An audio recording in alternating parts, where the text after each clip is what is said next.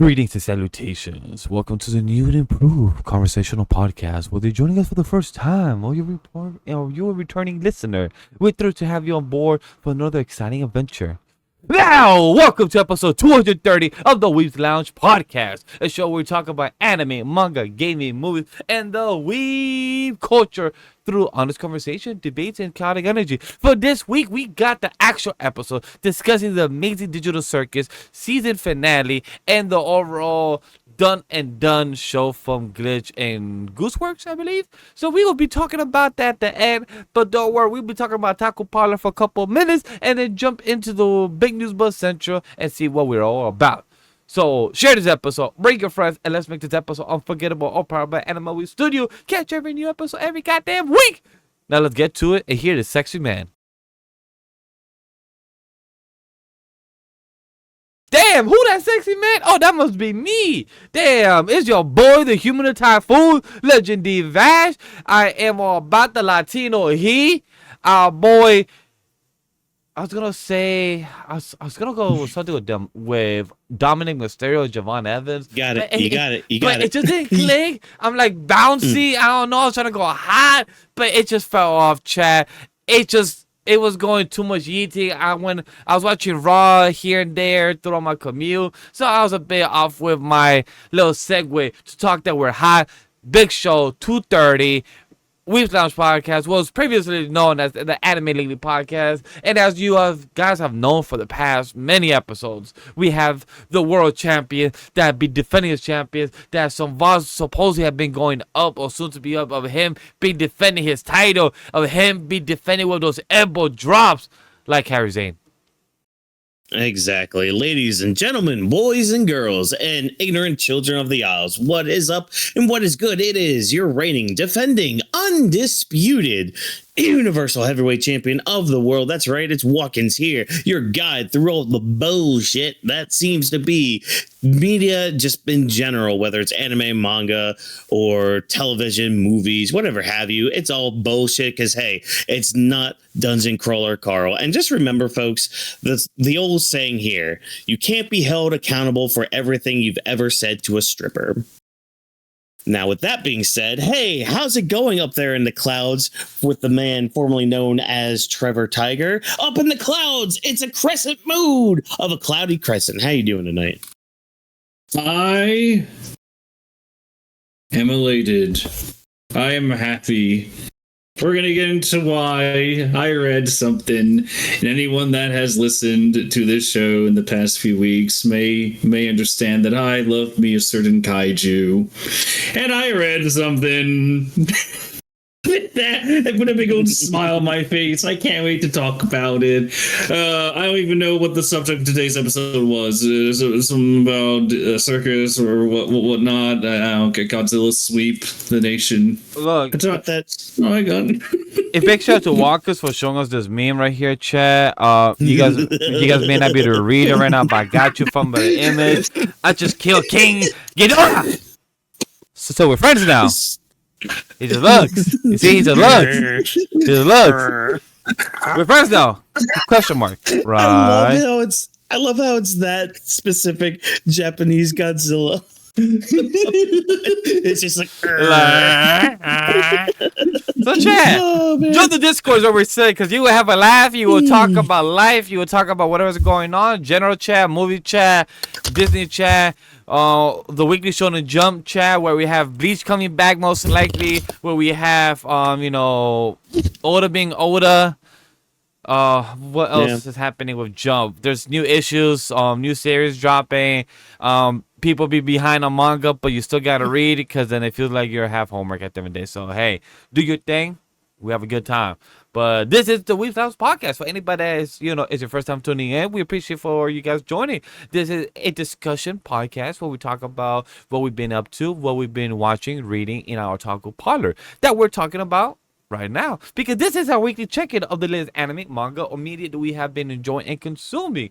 Or for those that want to check out what news has dropped over the past week that caught our interest, that's what we care about and want to talk about, go check out the time code section down below. And if you guys want to scream at where sometimes the time codes are not there all the time, you can scream at me in the comment section. Yo, Vash, put the damn shit. I know, I'll just be slacking, Chad. That's I mean my apologies. But we appreciate for the audio listeners because you guys hit the audio for last week episode 229 at almost 15 downloads. I'm like, yo, big shout out to you guys. I appreciate that. And main section, Amazing Digital Circus. So check it out. But if you're here for what we've been watching for the Otaku Parlor, don't worry. My boy Vash, me, hasn't done much. So I will go first and I will talk about what I've been up to. Because, Chad, I will say next week when we do our super good review, because that's what we're doing for episode 231. In the beginning, I might do a short review of Toy Story 5 or technically Toy Story 3 and 4 because I don't think I've seen Toy Story 4. 100%, like I'm 100% sure I've not seen Toy Story 4, but I'm 55% I've seen Toy Story 3, so I'm 100% sure what I recall from that. Because I remember Toy Story 3 was the bear, right? The bear, they were like in some type of daycare. Yeah, that or was some shit. Lotso. Yep. Yeah. All right, so I have seen Toy Story 3 then. I just haven't seen Toy Story 4, but wifey either, so we do plan to watch that together. She's excited to see Toy Story 5. She's a bit upset at me that I did not go get a popcorn bucket on time. I did slack, that's on me, but I did get the bowl one, not the Buzz Lightyear one that we wanted, but I'm happy I got the bowl one because the bowl one is the thing that also get used sometimes to start the intro of Pixar, so I don't mind it. It's like I love the Pixar film, so me getting the popcorn bucket, I don't mind it, that one. So that's pretty cool. Other than that, let's see if I enjoy Toy Story 4 and 3. I heard Toy Story 4 was not that well received. I remember liking Toy Story 3. I don't recall how I feel now. I did, right after we're done recording with this episode, I'll be finishing Toy Story 1. I did enjoy the first one years ago when I was a kid. I am rewatching now. You know, I love Buzz. I love Woody and everything. Buzz is you're going to come intrude in my house and everything. I'm gonna have issues with you, so I get, why they got issues, why they got the problems. So, but let's see how we finish the film. I love the song. You have a friend in me. That's what it was, right? You got a friend in me. Appreciate it. Thank you, Whawkins, for that one. Other than that, got a friend in me. Oh God! I got him started, guys. I got him started. When the world looks. But you know what? Let's talk about getting something started because we gotta talk about some issues when it comes to communication, chat.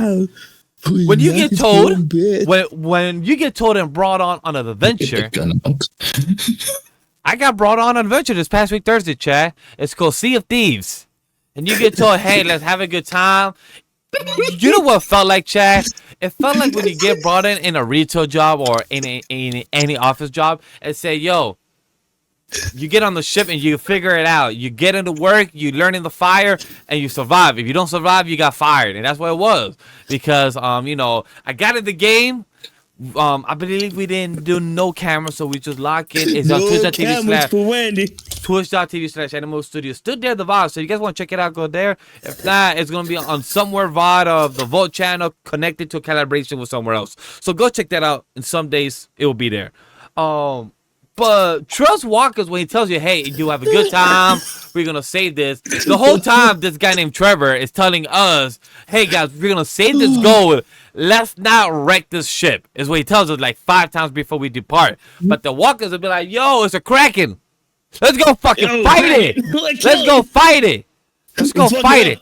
And fucking up. And let's also fight another ship that's attacking us. Instead of escaping or instead of going to dock the ship and get all the gold that we could get. No. They said, nah. No, we were screwed though. Shit. No, you and me were screwed though, Vash. You and me were screwed. You guys will find out if you watch the VOD. We were screwed in that battle. The damn game had to nerf us for some reason. And I still don't understand why. I tried looking it up. Nobody else was having those issues. No matter what, I was screwed because I skipped the tutorial. So I also was just going in without knowing what the fuck I'm doing, chat, just by the way. I was just fucked by that. You know what your tutorial is? It's life. Life is your tutorial. So Viva Colombia. I'm going to use that segment right there. Viva Colombia, because the day that you guys are watching this, the game in 12 hours is happening. So the day that you guys are watching this, right there tonight, I'm watching the game, and Colombia's gonna win and go to the World Cup. That's my quick segment. I'm saying the World Cup is here, and Colombia will go far. Do Whawkins and Trev care about this? No, but I'm here. You just remember what your old pal did. Nope. But Trev, any thoughts about the Sea of Thieves of our adventure and dragging Vash into this adventure of losing all the gold and fighting the final boss of a DLC, most likely, or an island, you guys said, and a kraken and a ship as well? Oh, so here's the thing, just to correct you. We did not fight a kraken. No. I thought there was going to be. It was a megalodon. Part of me felt bad that your first ever game, we took you to pretty much an end game boss, followed by, let's go ahead and go to this other island, do a little hunting. Then we get jumped by a galleon, the toughest ship in the game, followed at the same time by a megalodon that happened to explode. This was your introduction to the entire game. Yeah. You were thrown in. We didn't survive, 100 environment. We didn't survive. On top of that, both Vash and myself having a glitch issue where none of our buttons would work, so we couldn't like reload cannons or anything. I would like to add, could Vash buttons not work, or could Vash not know the buttons? It could be either or. Not gonna throw myself under the bus or reveal anything, but it could be either or. I think you both got nerfed. Yeah, like there's but let that be the lie. Visual proof that like I would be on a cannon and it'd be like load and the circle wouldn't go around. All three screens were up there. Vash, Whawkins, and Trev. All screens were up there. The design layout was ugly, but it was there. It's a part of me felt bad that, you know, that happened to you on your first day. At the same time, though, man, truly, you never forget your first, right, Vash? You will never forget that night. Because I will never forget. I've learned already when it comes to playing with Whawkins, it never goes well. Some shit will always go down. I've learned that. I haven't done it with Fortnite or any other games, but Gears of War and this one, and I think one more game we have played. Five Nights at Freddy. Shit always goes down. Glitches, game, or controller, something happens. This is why I'm here. I balance them out. There's a reason that I've been so hyper fixated on Dungeon Crawler Carl, because none of his plans work out quite well. Love it how he always summoning turkey gods. Love it how he always makes it some way to bring it back full circle to watch, read, or hear, or soon the animated movie project, TV project of Dungeon Crawler Carl. That's one downside, but you know what? Instead of me continue talking, because I don't got no more movies and gaming, you know, I already told you guys what I'm doing. So I'm gonna shut up now. Since Walker wants to give you guys the lore of gods, maybe he can tell you more about that. You could take a good hard look at Wendy. Oh man. You know, I am trying to work through my backlog of things, you know, trying to watch some things. I watched a couple episodes of Daemons of the Shadow Realm because it was a little bit behind with its English dub. I kind of forgot how the creator of Full Metal Alchemist, how her stories are a bit of a slow burn. Because this show series, it's a slow burn, all right. Like there's a lot being set up for things later on down the road. Like I feel like I just finished like the first arc that really set up. Okay, here's what we're going to be doing now that everybody's like off the mountain. Episode 10? I finished. No. I think I finished episode. It was either episode 6 or 7. It was right. It was right when they left the manor or the mansion or whatever. Oh, the mansion. So they just had the meeting with the brother and the sister. Yeah. So they finally had their official meeting. And it finally dawned on him like, oh, this is my sister. Like it finally had his rationale. Like, nothing else comes close to like the embrace that she just gave me. That is my sister. All right. Yeah, no, I can't believe she's still alive. But like a good character moment for him. So we'll see what happens going through the series beyond that. So it's good. You will enjoy. I do continue to recommend that if you do catch up from the dub to the sub. Oh yeah, I will continue pushing through because motherfuckers be dying, bro. Like this is regular day job that you could just get shot as an army or get shot by fucking yokais. Like Yeah. all of them are got pretty cool abilities. You'll find out what the raccoon was. That you find out later. Oh, perfect. And I'm also going through like some random manga that I've been kind of behind on. So like caught up to some of my weekly stuff, catching back up the Witch Riv because I've been very much behind on that. I only have like 10 chapters to read though. That's You're better than me. That's not. Yeah, well, I know. Because of my current hyperfixation being Dungeon Crawler Carl. And guess what, folks? I've started the 8th book this week. 20 hours of audiobook listening this week for me, and I'm already like 4-ish hours in. So that means you'll be done by this Friday, by his work week. I'll probably be done by Thursday. Let's be honest here. I might be done by Thursday. Hold on. Let me look at my screenshot real quick. Yeah. Oh wait. Yeah. I am 5 hours and 13 minutes into book 8 of Dungeon Crawler Carl. Book 8's okay, but book 8's good. I left off right when chapter 25 starts, and it's crazy. It's crazy to think because like each book kind of has like a theme to it. So it's like, okay, book 1 is almost in a way you can kind of think of it as like your typical dungeon crawl, or like for some reason I'm thinking of the back rooms, so I'm just sticking with that. So like book 1 is just the back rooms. Book 2 is like your fantasy / isekai. Book 3, trains. Book 4, bubble wrap islands. Yes, you heard me correctly. Bubble wrap islands. Book 5 is basically Force of Death. Book 6. Book 6. Oh, book 6 is basically Pokemon / Yu-Gi-Oh in Cuba. Mm-hmm. Book 7. Yeah. Oh. So that got you intrigued. That got the tinky winkled, huh? Yeah. Okay. All right. Cool. Neat. Book 7 is basically any World War II movie you've ever seen. Like, and that's like the longest book too. That one was like 28 hours long. Yeah, it's the longest book, but oh my god, I'm torn between that and 5 being my favorite book. And so far, book 8 is basically wacky races. Yeah. Beautiful. Yeah. Perfect. I love how each book has like a theme to it. But yeah, it finally got to like the stakes of this book where it's like, okay, here's what's going to happen if you get shit fucked up. And because it's Carl and they've basically made him a noun now or not a noun, a verb in the story where it's just like, oh, don't Carl it up this time. It's like, okay, all right. Yeah. We finally reached peak storytelling here.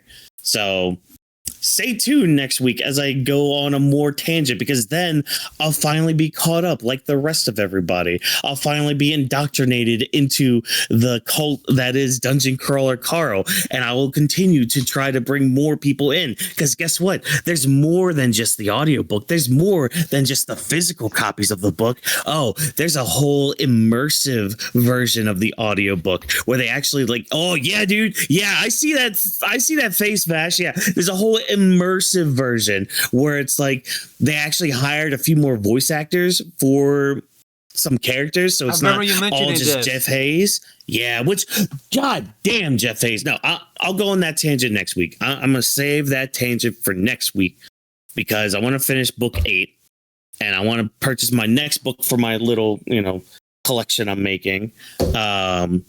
Yeah, just good stuff. But beyond that, haven't really played many games. But by the time you're caught up, I hope I could grab every clip from Weebs Lounge podcast and just jumble it in one video of the experience of Dungeon Crawl.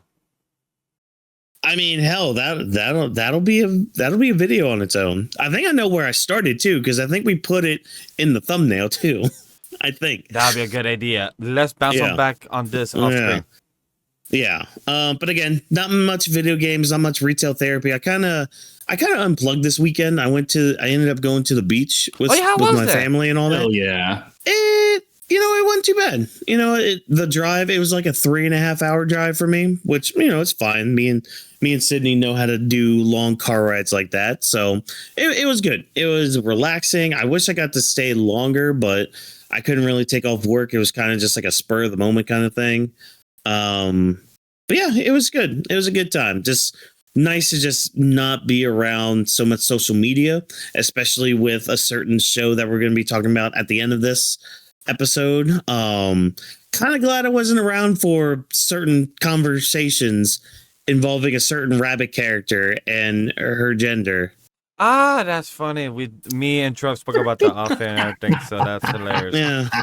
But I'm glad that you took the little social media break. I kind of did the same thing this past Saturday as well, because I think I did tell you, Whawkins. I went to like a pool with my wife's best friend and her boyfriend. We went to upstate New York a bit, and we just went for like a pool, like when the family has a house that has like a good type of 9 feet pool. And I'm like, shit, pool, don't gotta pay for it, and free food, and I don't gotta cook and don't bring anything, shit. So we just brought flowers for the birthday girl, and I felt the same. I didn't touch my phone. I was literally just drinking and having a good time, and I didn't touch my phone from like that morning to the next day. Like I texted with the group chats and everything, but I barely touched my phone for social media, and it just felt so good. So I'm glad that we did the same thing and just enjoy from our daily lives of whatever bullshit we deal with to just enjoy Earth.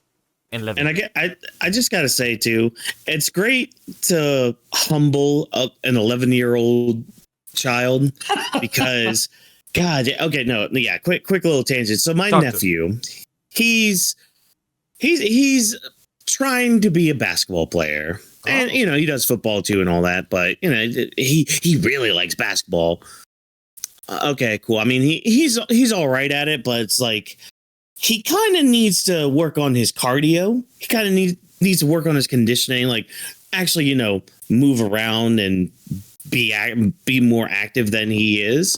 So they sometimes in my community, they do like these conditioning workouts for, high schoolers over the summer. And they do invite like the middle schoolers to come in and work out with the high schoolers and all that. So, it's a good time, kind of see how high schoolers, work out and how they prepare and all that stuff. So he's been doing this for about 2 weeks now. And I can tell he has gotten stronger. Yes. But, still nowhere close to the power level of the champion at all. And it's funny because like all of his friends are still smaller than him, so he can still kind of like push them around and all that. But it's like once me or my dad go out there, we're just like, oh, hey buddy, how you doing? Smack. He's like, let me try to get out of this hold. I'm like, you can try. I'm using like 10% of my power, if that. But no, here's the kicker, though. Trevor, you're going to love this part. You're going to love this. So we were just, in the ocean, doing like wrestling moves on each other. And I started doing like an RKO, and I just kept going from out of nowhere. I mean, they were shitty, but, as best as you can while you're like chest deep in ocean water. And whenever he would try to do it, I'd always like grab him and kind of hold him and all that. And then like just kind of like toss him back into the ocean. And one of the other kids that was there, like in our group, he'd be like, it's like you're stopping time. And in my head, I'm just like, of course. No. Oh, of no. Course. So the next time he did it, I grabbed him. I'm just like, Zawardo! And he just starts like cracking up laughing. He's just like, what are you saying? I'm just like, what do you mean? What am I saying? I'm saying Zawardo. Stopping time. What are you talking about? What are you talking about, kid? He's just like, what's that from? I'm just like, you really want to find out? So like after like 5 minutes of me doing this, I'm just like, all right. Have you ever heard the name Dio before? He's just like, no. I'm like, all right, well, there's your lesson there. Don't mess with Dio. Let me teach you the greatness. Don't mess with a vampire who knows how to stop time. And then he tried to do it again. I'm like, so Wardo, roll now. I just dumped him into the ocean again. It was great. I'm so happy for Whawkins that he got to win. Chat on my end, I got to lose this weekend. On Saturday, I lost to Pool, not one time, not 2 times, but 3 times. So it was fun. It was doubles. It was me with Wifey, so we lost because I'm the good one. Wifey, still not the best, but she was doing good. My friend and her partner, they lost too, and then me and Wifey went up, we lost, and then me and the boyfriend, we went on, we lost, so that was fun, and then we lost again, so that was fun, and after that we like, you know what, we're good at losing. If you guys are wondering who do we win against, we went against so chat, I'm 30 and my other friend is 32, so just for you to be aware, the person we was versing was 17. We were beating him. However, his partner was 40, who has more years of experience than us, and that was his uncle. So we're losing technically against his uncle more than the 17-year-old. Just I just want to state that. We were losing more against the uncle that was his tag team partner against more than the 17-year-old. The 17-year-old, we were technically, doing better than him. But the 40-year-old, we were losing. Was the uncle hustling y'all? Was that it?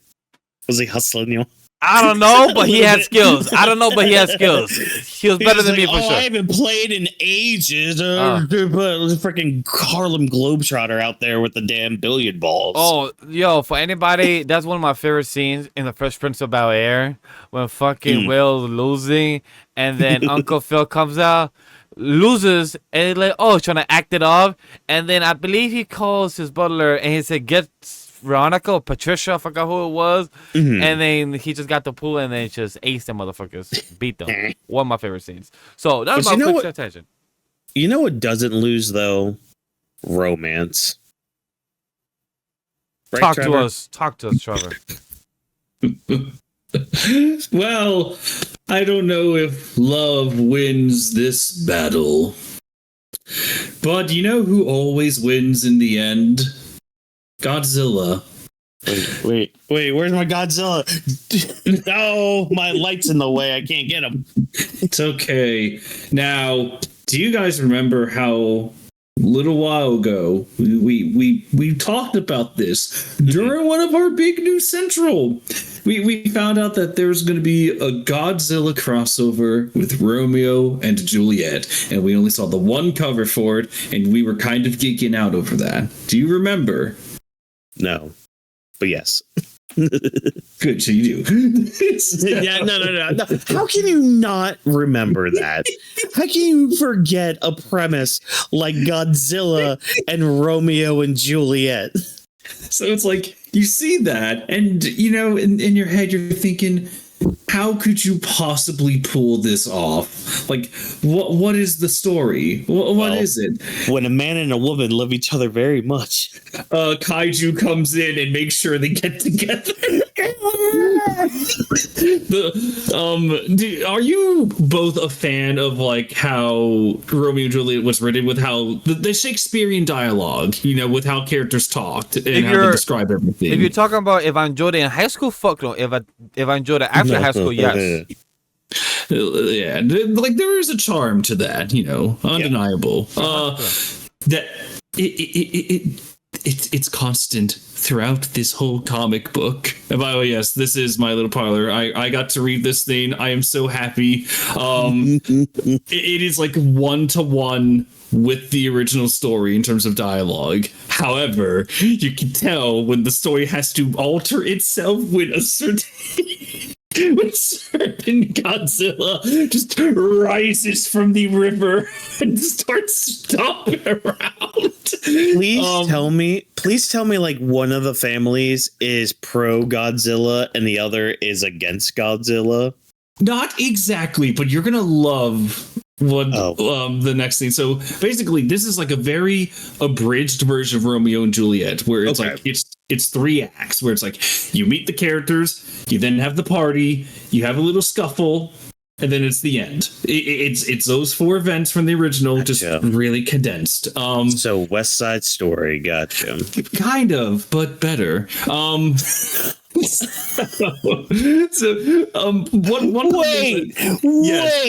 I love this score. You give me Godzilla. I already love it. Okay, fair, fine. One of the things I really like about this is that this leans into it leads into a certain angle where it's like Romeo and Juliet are insane. They are crazy. Oh, even better. They are drawn crazy. Like, if you pay attention to Juliet's facial expressions throughout the comic, you can tell it's like, oh, you are a crazy person. Oh my goodness. Where both Romeo and Juliet at the time, like, oh, but will I ever find love on this battlefield? How can I move on? But where's the love? Meanwhile, background. Dun, dun, dun, dun, dun, dun, dun. The first time you see Romeo, he's like sitting at this little diner, like this little table outside, and he's just sitting there melancholy. Meanwhile, surrounding him are people running in terror. Godzilla just using his atomic breath to wipe out a portion of the city behind him. It's like that. And it gets better because how's the art, by the way, for all this? I love it. It is it's kind of drawn like a vintage comic book in a way. Like, if you could believe that, oh, maybe this was like drawn in like the 60s or the 70s with the use of colors and how characters are drawn.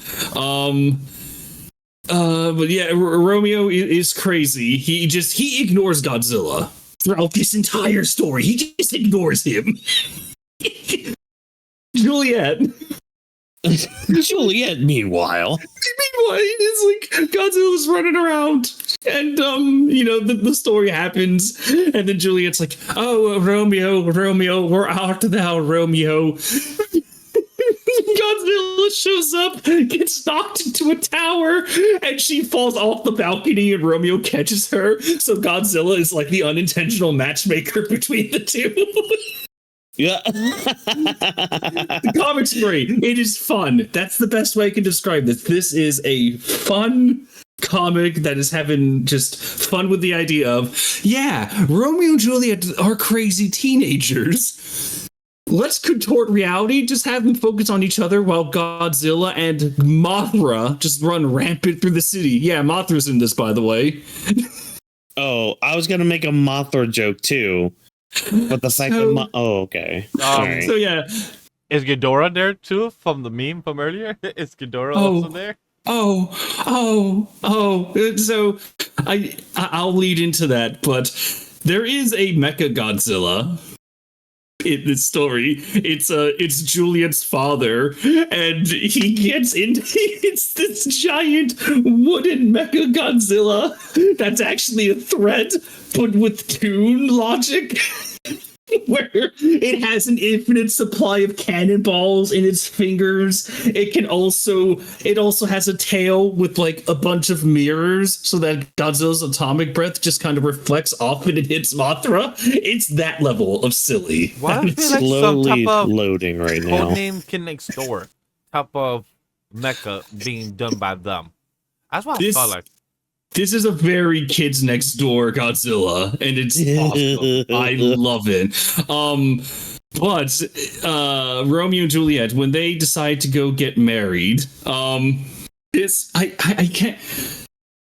It's just.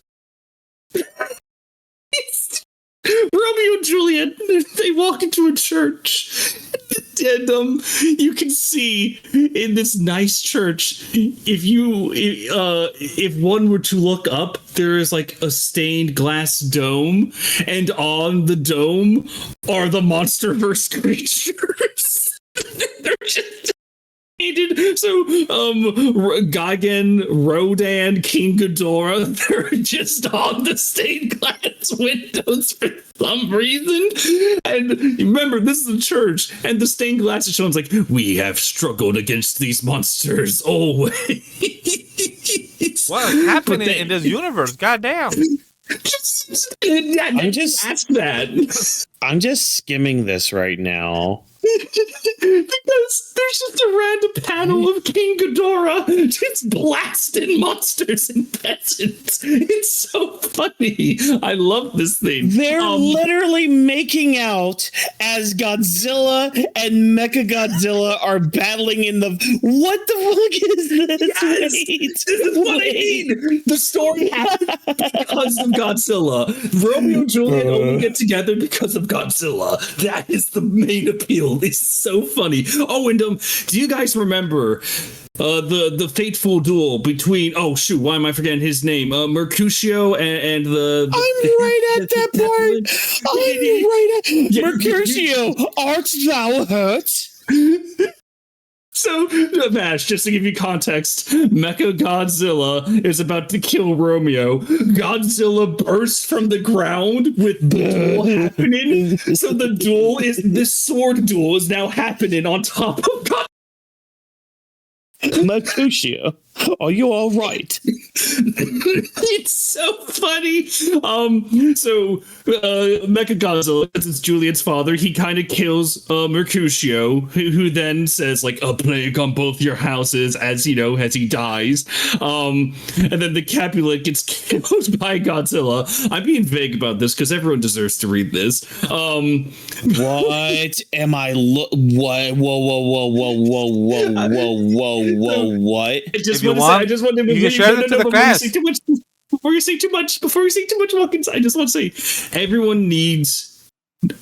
not everyone needs to read this. We all deserve to read this. I agree. I plan to read it myself. I do plan to read it myself.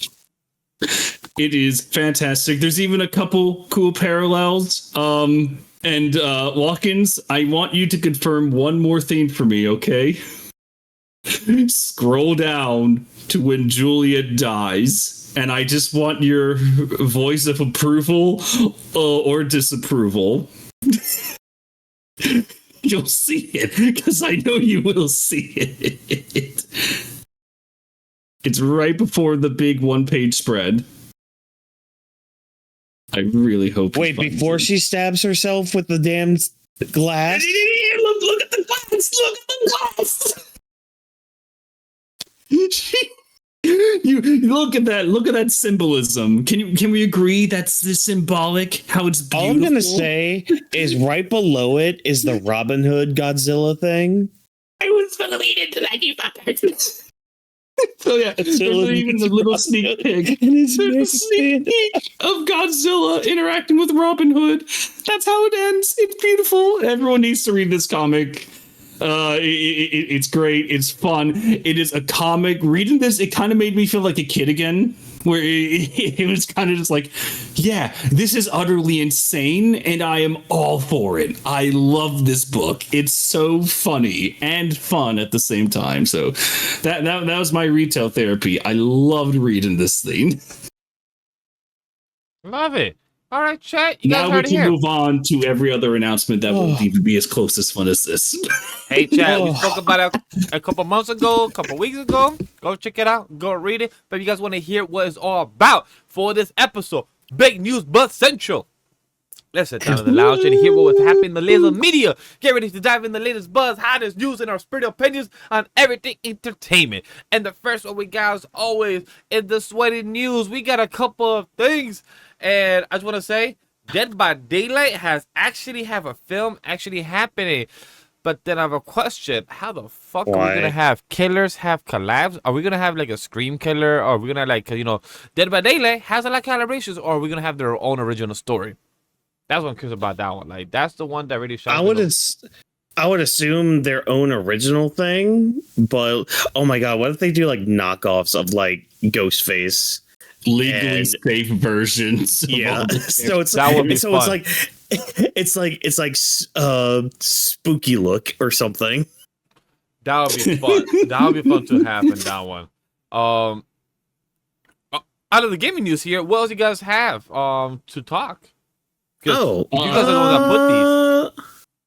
There's mainly Trevor that puts a lot of this stuff. I did see this thing about the Final Fantasy VII director. Let me just click on it to make sure. Yeah, this I think I heard of. I'm just bringing up the article so I know. I could commentate over this. Yeah. All right. Oh shit! Come on, yeah, cookies! Damn you! Oh my god! Ads, why everywhere? The director of Revelation, Final Fantasy VII Revelation. You know, the ender of this new remake trilogy. He's saying that he doesn't really like people that only watch the games through Twitch or YouTube, for that matter. It's like, oh, how do we get people to play the game? And he said, that's like, oh yeah, well, we're gonna focus on player agency. So we're gonna like give players the ability to choose their routes so many times, and we're gonna give them prompts. You know, just like make your own adventure. It's like, that'll get them to play our game. It's like, that was kind of what I want to ask you guys. Do you think like that would be a solution? Do you think that'll get people off of Twitch? I don't think it's going to get people off of Twitch, but it is a good solution to like incentivize people to maybe get the game. Because I mean, I'll throw this out. Telltale's a thing, and they have some pretty good games that you could go down multiple paths through multiple playthroughs. But see, that's just the thing. We don't have time for multiple playthroughs. Maybe we just have time for one. That's when like streamers or YouTube playthroughs can actually be beneficial. So it's like, yeah, give us options to make each like gameplay different. Plus, like that's just the other thing. Like streamers are kind of your they're kind of your biggest tool to use for marketing for your game. Like, because that's they the thing. Are nobody, your free advertisement. Yeah, nobody plays a game the same way. You know, the way I play Pokemon is vastly different than how Vash plays Pokemon. As you can see, if Vash puts a little card up there, you know, with him, you know, needing, you know, some coaching to defeat Hop and all that, you know. He did 100% check. He was there. But but it's like, you know, people play things differently, you know. It's kind of similar to the argument like people have with FromSoft games, where it's like, oh, you should always have a difficulty setting for your game. It's just like, I mean, I see the argument there, but like some games are just ones where you just have to get sweaty on and get good at. Other games you can relax and just grow your little wheat fields and all that and be all a comfy, cozy gamer and all that. Like there's different things for everybody. So, but again, like if they just like kind of go in with streamers like that, fine. But also make your games affordable. So there's also that. So like you want people to buy your game, you know, maybe like again, I could justify a $70 game. I could get that with inflation bullshit. I can get that. Let's not bump it any higher than that. By the way, and I will always stand by the policy. Was like, if a game is good, you're automatically going to draw people to it to play it. Also, I'm talking about rumors. Because since we're talking about pricing and sweaty games, GTA rumor of gigabytes is 300, and for the full package collector item is 200. Oh, for pricing, yeah. Yeah, for GTA, $200 yeah, it's and like 300 gigabytes for a speed download. That's insane. I mean, looking at that trailer, bro, I could see that. Halo, I could see that. Call of Duty, those are 300 gigabytes, and that's like 6 games all in one, or like anything like that. Yeah, but those are bullshit, dumb games. That's not GTA. That's not like because that's the thing. GTA comes with like a certain level of craft to it, because like there's so much that Rockstar packs into any of their games. I mean, look at Red Dead Redemption 2. Like that's still like a very massive game. Grand Theft Auto 5 is still very massive. Like people find every time I've replayed GTA 5, I find something new and have a different gameplay experience through that. So that's why like I can justify things with like Rockstar games, because like I know the level of craft they're gonna put into a game to make it worth your while. Other than, you know, Call of Duty being like, hey, here's a new way you can shoot your gun. Blam. I haven't played Red Dead Redemption, but I heard many good things about it. I've been wanting to ride a horse as well. I heard many good things about it. I just haven't touched it. I believe it was on Game Pass. I'm not sure, but just haven't touched around it. Mm-hmm. Yeah, it's good. It's a good game. It's a good game series. But yeah, I mean, yeah. Trev, talk to me about the first news that you put. Stop killing the games. Oh, yes. So, Stop Killing the Games. This is the petition that has officially reached the governmental level. If you guys have somehow not heard of this, this is basically making sure that if you're going to get a live service game, I believe started in 2027 in California, I'll get to that. But the whole thing is like, if you're going to buy a game, and let's say that it's a live service game, or it's a game that has online features and it relies on them. If a studio decides to just say, we're done developing, we're done making content for this game, then you can't just kill it. You can't just remove it off of your store. You can't just make the game unplayable. You have to have a measure where it's like you can still play the game after they cease development. You know, like in the good old days. Pretty much. I like that. In the U.S., I believe California is making sure that that's happening. I believe California is doing that. So if they got it, then it may be only a matter of time before the rest of the country follows suit. I support that. Yeah, I do. And honestly, big thank you to a certain detractor for making this little policy even more popular, because man, sometimes all you need is one bad egg and you get the whole thing explode in popularity. Because that's how I learned about this about a year ago. Yeah, it was something like that.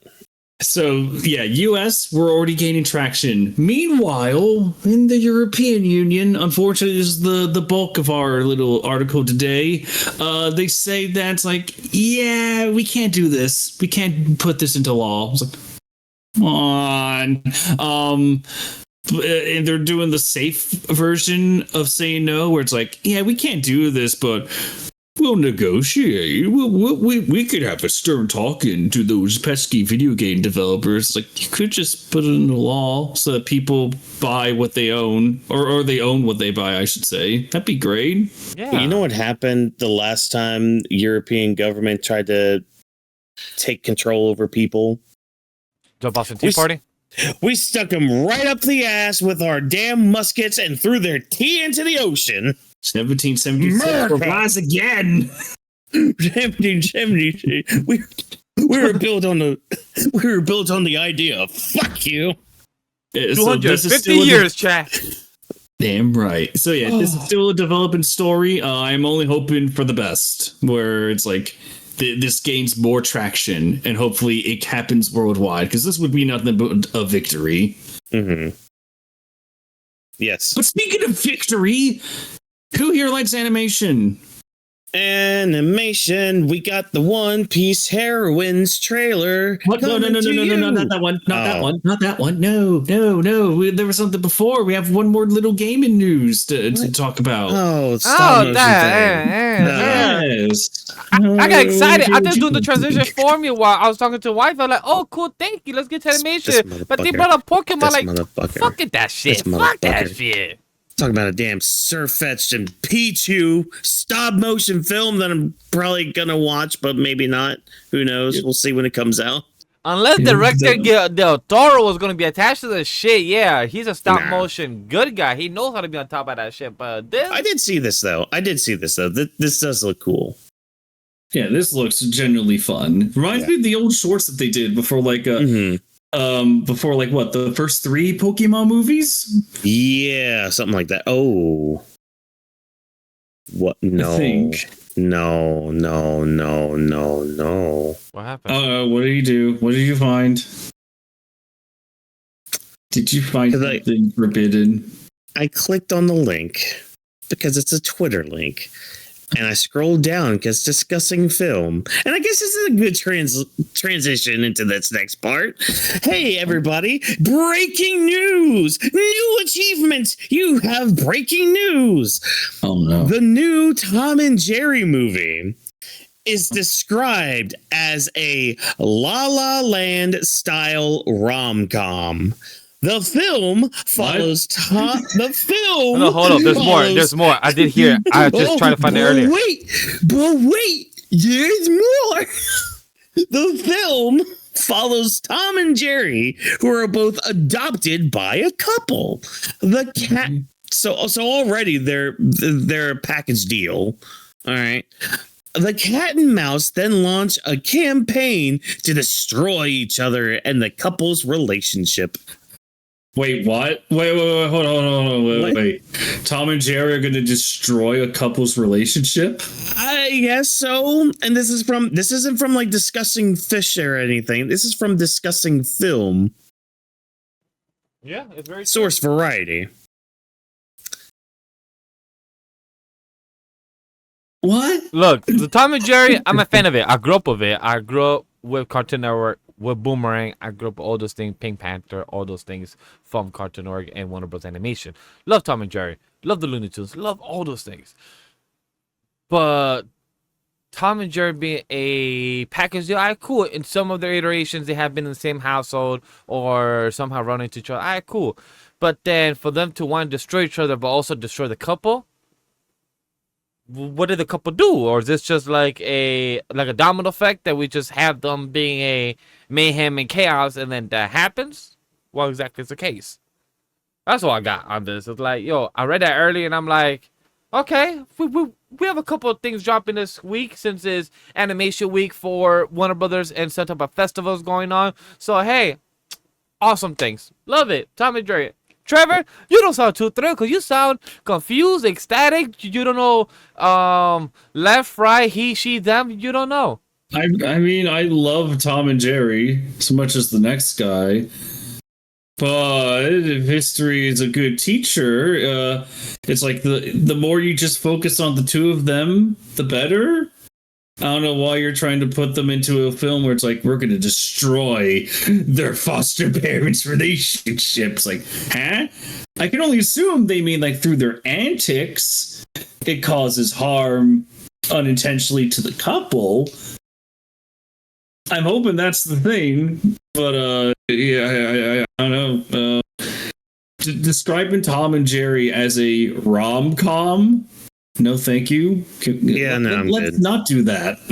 But hey, I am very talking much about good. more animation projects from this week of Warner Brothers Animation. We got a couple things to talk to you about, guys, because DC/Warner Brothers have a couple things they have announced. One of them is a Powerpuff Girl movie is in the works at Warner Brothers Animation. A Thundercats movie is in the works at Warner Brothers Animation, and Hazbin Hotel and Helluva Ball's creator Vivierne Medrano has signed with Warner Brothers Pictures Animation to direct and write a theatrical film titled Prehistoria.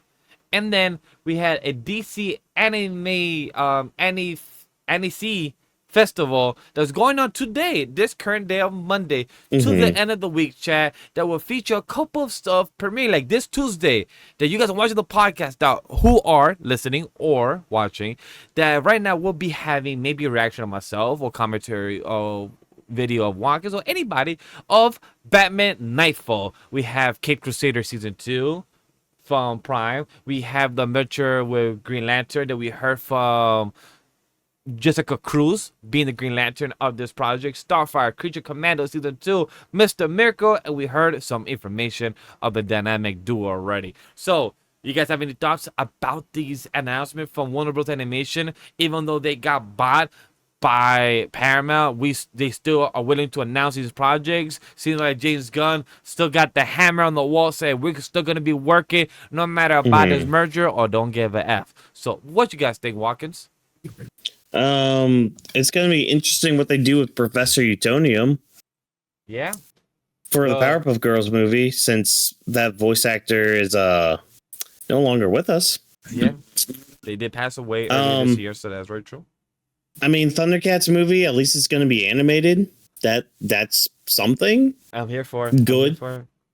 I do remember hearing about this Prehistoria thing with Vivian Madrano. So cool. Like we actually got a visual for it. I think that was the biggest thing, was just like the visual we got from it. The DC stuff, I'm gonna wait till everything kind of comes out for it to kind of fully talk about it, because like a lot of it has been just like not rumors, but like just a lot of information that's been coming out from a lot of things with that, and that's going to be a whole thing of itself to kind of break down. I think it'll be perfect for next week, since we're going to be talking about Supergirl for our episode. We could talk about the DC stuff right before we review it, so it'll be perfect transition. DC and DC. Yeah, but I mean everything else. I mean we'll see how it is when it comes to it. At least that Powerpuff Girls thing isn't that live action, right? Yeah. Trevor? Yeah, that's on God. On God. On fucking God. Trev, how you feel?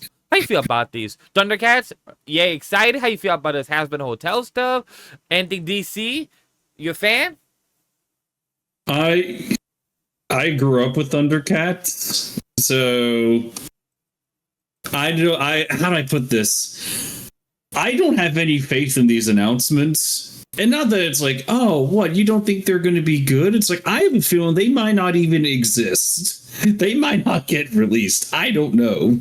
I really don't know at this point, at this rate. When you say the release part, that kind of hurts, because knowing what happened with Warner Brothers for the past 2 years about them not releasing a project, Batgirl going on the shelf. So I do get where you're coming from. It's like, you could be excited, but at the end of the day, it won't come out to year 2030 or something. So like, yay, I see where you're coming from. Yeah, if it comes out, it comes out. If not, then it's going to be like, well, that was expected. In terms of the next show from Vizipop, I mean, yeah, Prehistoria. Okay. All right. Yeah, I'll take it. I just hope that you can. I mean, you're already juggling 2 shows. I guess you're doing all right that front. Hopefully, you don't overwork. This one's a movie, isn't it? Yes. Oh yeah, but still. Yeah. But still, it's like another project. Yeah. I feel like the movie would be a little easier to handle. I don't know about that. I feel like doing a movie would be harder. Actually, chat. As somebody has done both, I heard people say movie is harder than TV show. All right. All right. Cool. Well, fuck me then, I guess. So let's hurry up. When it comes to let's hurry up. Let's hurry up before I start deleting some news off of this bullshit. Defeated. Because we have One Piece Heroines trailer. Anybody excited for a 30-second trailer from Oda of an episode of Nami? Don't care. I looked at it and I was like, okay. Yeah, it was something that was short, and we're gonna have a episode 1 as well when it comes to the One Piece studio project by Wit. We're gonna have a trailer come out this coming week as well. Yeah. So hey, let's find out if some good stuff or not when it comes to One Piece, and if this trailer when it comes to Wit Studio, if it's actually good or not. But let's get on to our last of the Weebs news. So we have the movie, TV, and anything related to the media, and we have the Grinch is coming back. I thought Jim Carrey was done with working with Hollywood. We reached the phase where it's like they're in the talks, so it should go either way. Like, this is a pretty interesting choice when it comes to Jim Carrey, because I know he's been enjoying himself as Dr. Eggman for the past 10 years. Yeah.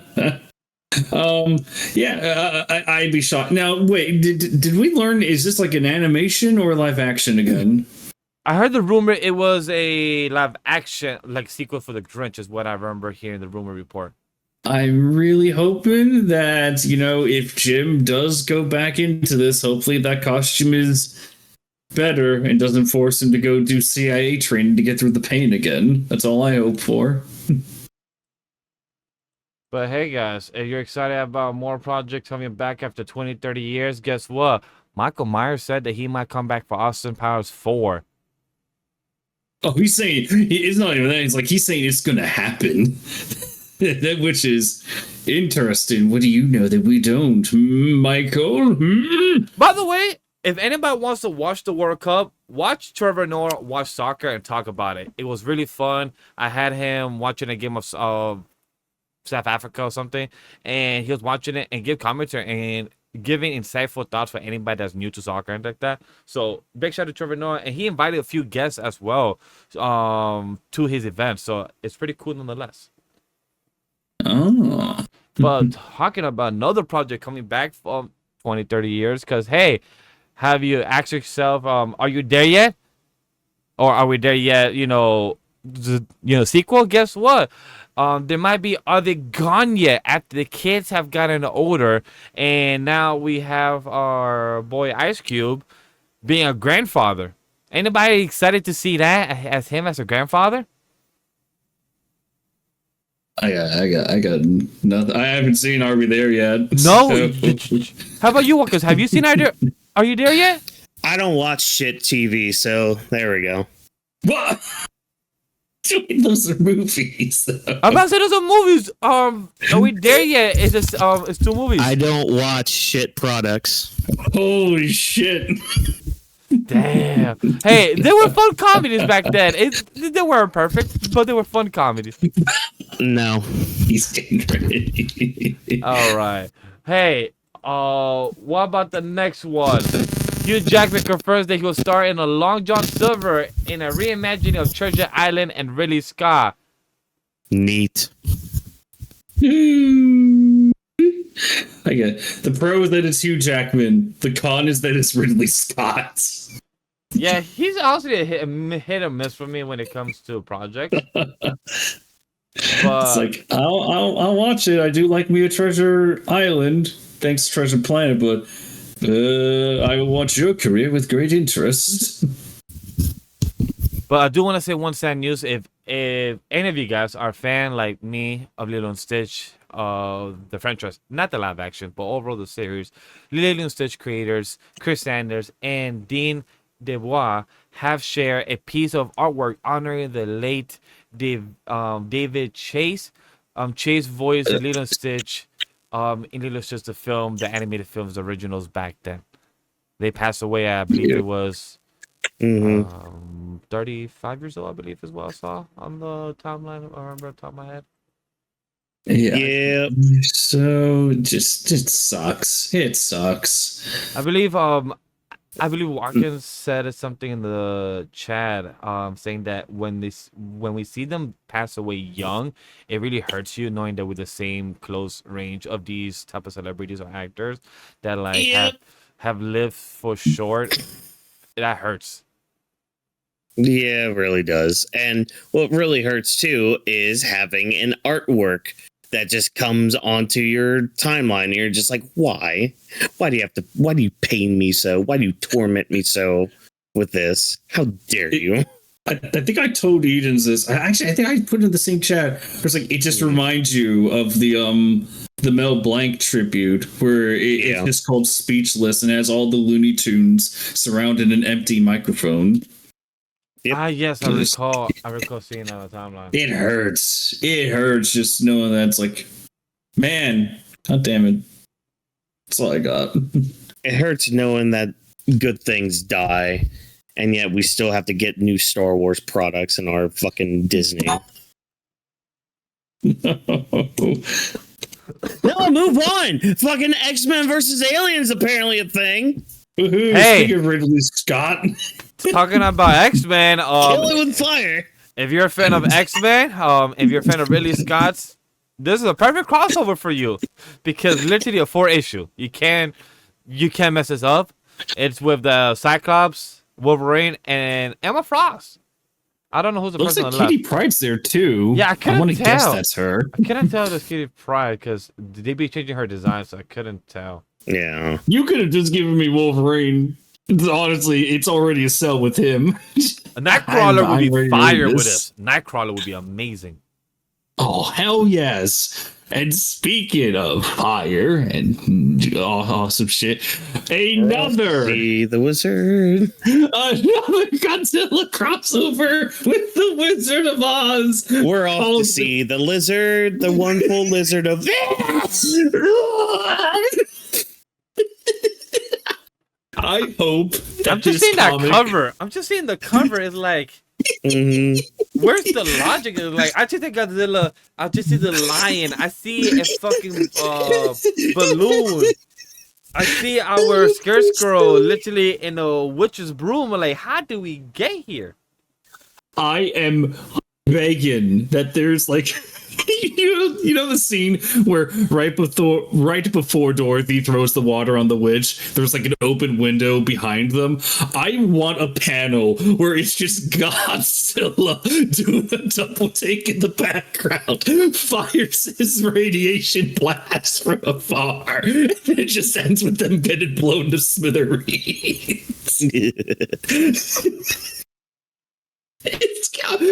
If Romeo and Juliet was any indicator, this is also going to be fun. I can't wait. Well, talking about another crossover, chat, we have Muppets and Marvel. Yeah. This was amazing when I found this the other day. I was like, guys, there's no way that this is a thing. There's no way. There's freaking Gonzo riding his motorcycle next to Ghost Rider. Yeah. What? Dude. Marvel Comics watching- announced the Muppets take the Marvel Universe in an anthology one-shot to celebrate the 50th anniversary of the Muppet Show. The issue releases this September and features a team including okay. It seems like some big hitters. Zdarsky Woods. Yeah, I'm not gonna try to pronounce that name. Like, nope. I respect it though. Do you guys notice that on this cover, it looks like Wolverine is going to be partnered with Miss fucking Piggy? That would be crazy. It's amazing.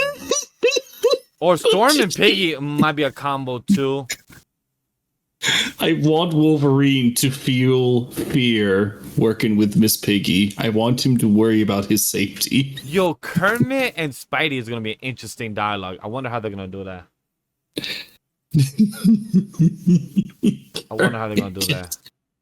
Let it be the Devil Artemis version where Kermit just kills everyone. He's a strong as cell. But hey, But talking you about, know- I was gonna Yeah. say, I was gonna mention the next news because I was switching thing up. The live action. I know Whawkins is proud of this one. He wrote it in the chat. The live action Dungeon Crawler car show has been officially greenlit at Peacock. Segment Final will executive produce the adaptation of the best-selling lit RPG book series. Best selling, and y'all, yeah, y'all want to fucking watch bullshit things like Toy Story 5? Nah, motherfucker, best selling. Now, not only can you read it, not only can you listen to an amazing audiobook, now you can fucking watch it. Heathens. Is it gonna be And I'm live gonna say action this. or animated? It's so that's the one downside. Is it's apparently going to be live action, and it's one of the executive producers is Seth MacFarlane, and because he has that show called The Orville, Yes. which and they've done Ted, and the effects for both of them aren't too bad. So at least there's that part. And plus, like, apparently Matt Dinneman is also going to be he's the writer for Dungeon Crawler Carl. He is also going to be an executive producer on the show. So he's at least going to have some input with everything. Like he even said in an interview, he's just like, yeah, if this looks like shit, I'm pulling the plug. Oh, nice. That's like- good to hear. That's good to hear that he's Yeah. committed. It's good because apparently it's also been in some hell to find a studio to take this or find somebody to take this. And the fact that Peacock and Seth MacFarlane are taking it, all right, good. Plus, with some of the how do I put this? Or some of the more absurd things that happen in Dungeon Crawler Carl, mixed with a lot of the heaviness that comes with it. Because here's the thing. Because there's a lot of weird shit. Like, again, there's a literal sentient sex doll head as a character, and she's one of, if not top 5 characters in the damn series. So take that information with what you will, but it's the fact that like you have a series like that, and yet there's a lot of heavy themes that go into it too, because this is literally in a post-apocalyptic series. Like the human. The human race is basically going extinct. Like where I'm at in the book right now, there are 20,000 humans left on the world. And a good chunk of them aren't even human anymore, but I'll leave that alone for what it will be. Yeah, I'm cautiously optimistic with it. I'm more optimistic with it, but I do know that there's going to be some limitations with it being live action, especially after going through book 7. I'm like, how is some of this stuff going to be put into live action? How are you going to do this in live action? Like literally, you have like the size, like you have One Piece size characters in this series, like giant orc like characters. And it's like, how are you going to do that in live action? Are you sure you're going to be able to? Okay. I have a question to you. Will this show succeed as a hybrid? Because I heard that there's some projects that are gonna try to do this where, for example, in an 8-episode TV show, imagine 6 episodes live action, but 2 of them are animated to avoid like the whole giants aspect and everything. Like I heard that some projects are gonna try to do that being a hybrid. I don't know if it's gonna work, how it's gonna work for audience, casual audience, but I wonder if Dungeon Crawler could do something like that, because I feel like a hybrid could actually work for that type of show very well. Honestly, if they really wanted to be creative, they could make each season or like each floor. Actually, no, they could make each season like a different art style. So like they could do like the live action for like the first season and maybe the second season too. Like, because if they break off each season with like each book, which they really could, they could break it off to where like when they get to like season 3 with like all the trains and all that, they could do maybe like a CGI kind of thing where it's all like a video game kind of thing. Or oh my god, what would be hilarious is if they made part of it like, y'all remember that episode of Community where they were inside the video game, like the 8-bit video game? Yes. They could literally do like a few episodes like that in some situations. It'll be tricky to work around, but if they're creative enough, I think they can work around it well. It just depends on what they're able to do, and also kind of depends on what the budget is for all that, because it's a lot. Like one of the main characters is a talking cat, and she is a very, very much a main character, like on screen all the time. You can't have you can't have the series without Donut.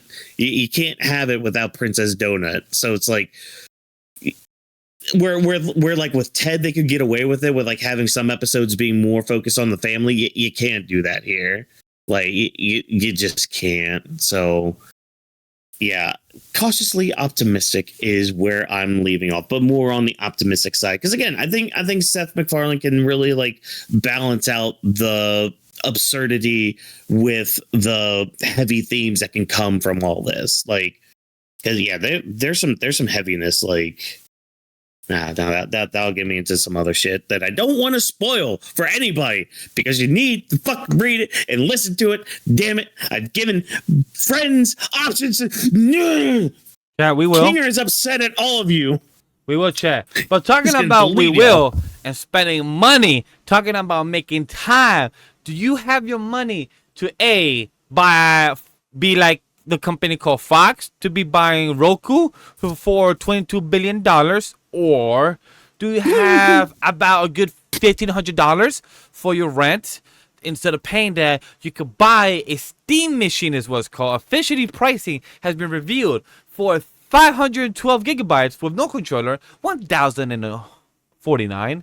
512 gigabytes bundle with controllers, $1,130. 2 terabytes with no controllers, $1,350.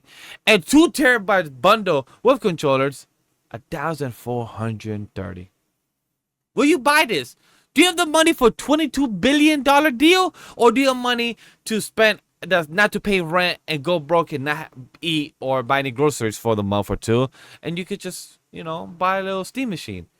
Or save money and buy a PC. Or if you have a $22, $1 billion, you could just buy a Roku. Just buy a PC. Just buy a PC at that point. That's a fucking waste of money. But nah, everybody wants... You know what? I blame you, Nintendo. I blame you for setting a precedent. But also, where are all the people at that were bitching and moaning about Nintendo and their prices? Where are they at? Where are they? I hope they're in those comments. I didn't look, but hopefully they're in those comments and quote retweets and all that. Hopefully y'all are in there. Huh? That Switch 2 is really looking a lot better now, isn't it? Huh? Isn't it? Bitches.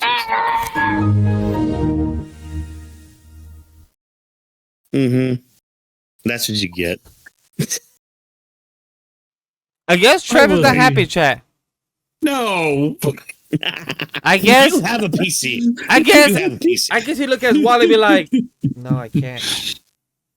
Dude, I look at this like Whawkins says, I have a PC, so I'm it's whatever. But I look at this and I'm like, $1,400 to have your console and the controller. The controller is already like what, $300 extra? What? Come on, it's the Lego shit all over again. It's like, do you think people are just ready to just go ham wild for this? Also, I can't even look at the Switch 2 without thinking it's like, yes, but what are my financial options before I go all into this? Let me just say this. Imagine you get the 512 gigabyte and you download it GTA 300 and also the Steam machine, maybe its own gigabytes 512, you're actually able to use maybe 480, so you have 100 and maybe 80 150 left of gigabytes for you to use in the Steam machine if you're done the GTA.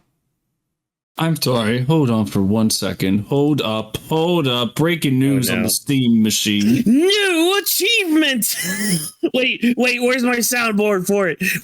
Wait, come here, AI. New achievement. There we go. Talk to us. Okay.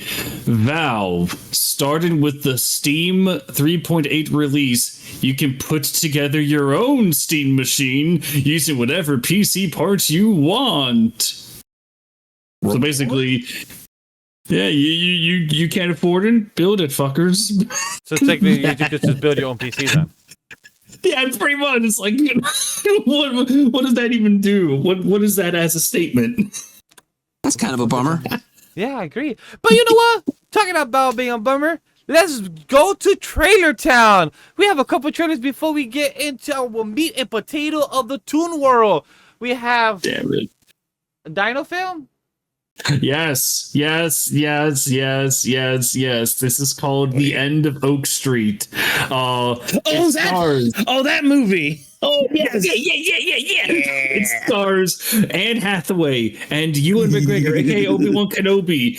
It is a family who discovered that their neighborhood was taken to the Jurassic period. Yes, I remember. Yes. I can already tell from a couple of these effects. This looks like it could be just a fun one. It could be a fun little movie, fun little horror. I can't wait. It looks fun. I agree for this one. Let's go on to the next one. The Room. We have a sequel. Yes.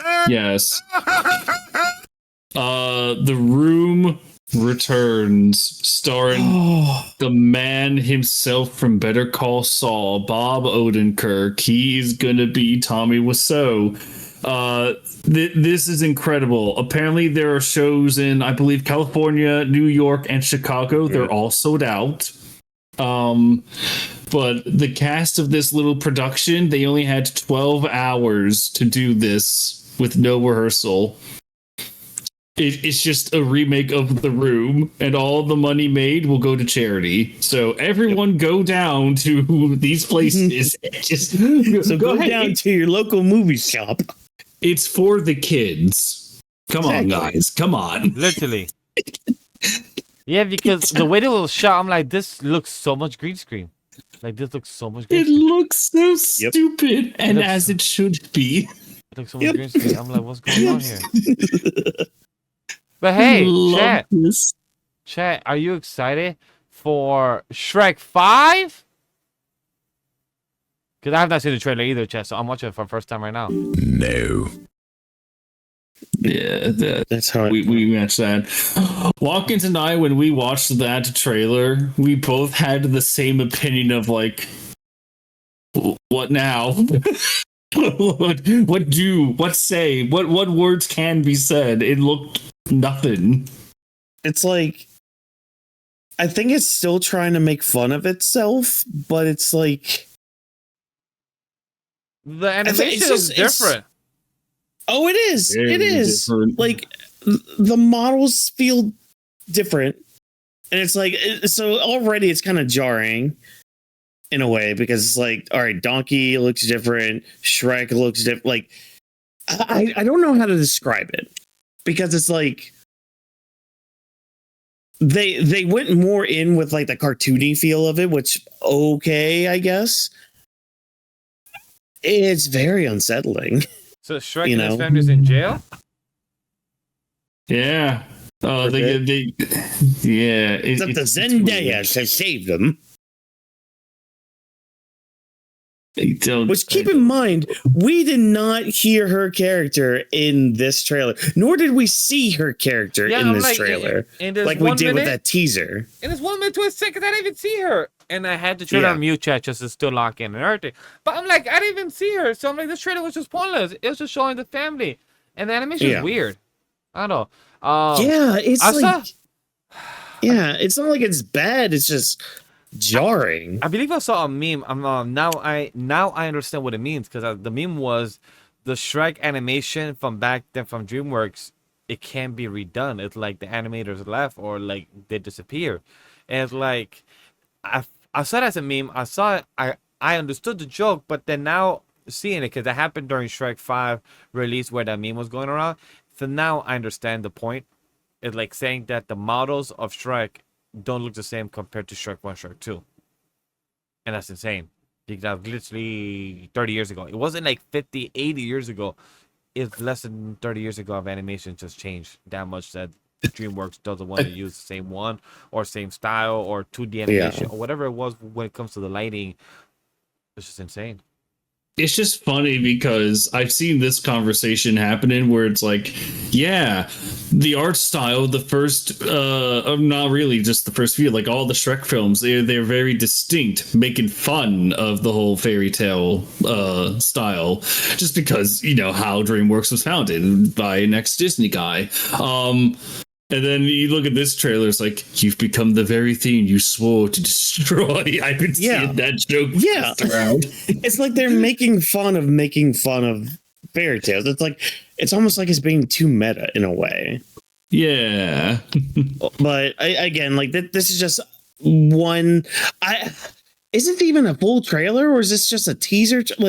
Well, they promoted it as a trailer. Well, see, again, we don't even see Zendaya's character at all, and she's named in the movie again. She was part of that teaser we saw, like a year ago. So why are they why did this trailer not have her in there? Is she going to be is this just going to be saved for another trailer to be like, all right, here's what the main focus of the movie is actually going to be? Like, what if what we just saw is just like the first 10 minutes of the whole movie? My assumption, it could be possible. But now the question is, are we gonna get another trailer by the end of the year before the movie comes out? Because it comes out literally 1 year from now, so we have to get another trailer when it comes out by the end of the year. We'll get at least 2 more. Agree. But talking about new trailers and talking about Disney, we have this new trailer called Hex. It's from Disney new animated movie, and if the film follows a girl who discovers her magical abilities by taking off her bracelet, accidental, and sets out to adventure in a magical realm. Now, if you guys ever thought, why does it sound like an animated Isekai or Digimon? Maybe it was because of the people that grew up with anime are not old enough to make their own projects and write their own films, and this could be inspired. So who knows? I literally saw a joke about that, and I see it because I was watching this trailer. It literally feels like we're being transported into a different reality, or like a portal being open, from being Witch Atelier. So what's interesting about this movie in the trailer is kind of what spawned from this. And I wish I could find a tweet. I don't know if I sent it to anybody or anything, but somebody, and people were noticing this too. A lot of the focal point is within the confines. You could basically watch this movie vertically instead of horizontally.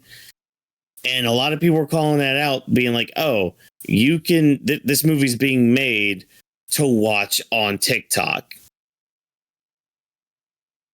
I'm gonna try to find the tweet really quick, because it was very interesting, because they literally blocked it out, the middle part in vertical, and I had to block it out physically with my hand so I could see what they were talking about. And dude, once you see it, you can kind of see where the argument can be made. Let me try to find the tweet real quick. And I can explain. I can help explain that, because I didn't even know. I didn't even notice this. It's so subtle. But yeah, there's an animation rule where you don't want to put a character dead center in the frame. You always want to keep them off center. That way they can cover more space of the screen. That way the whole screen is utilized. I just sent this in the DM. So. Yeah. So when you look at this, you could just tell where it's it's just it's made to be used for TikTok, to be for TikTok clips, YouTube shorts. It's already. Yeah, it just feels already one way or the other, where it's even if the film is good, it's going to be looked at as but you made it for TikTok mentality. That's going to hurt it a little. I can see what you mean. It looks a lot like short form content media when it comes to a lot of the placements. Even for someone you could tell a lot of the placement, you barely see any walking being done, because when it comes to the walking, you have to have character move, but all the walking that's done is literally in center already.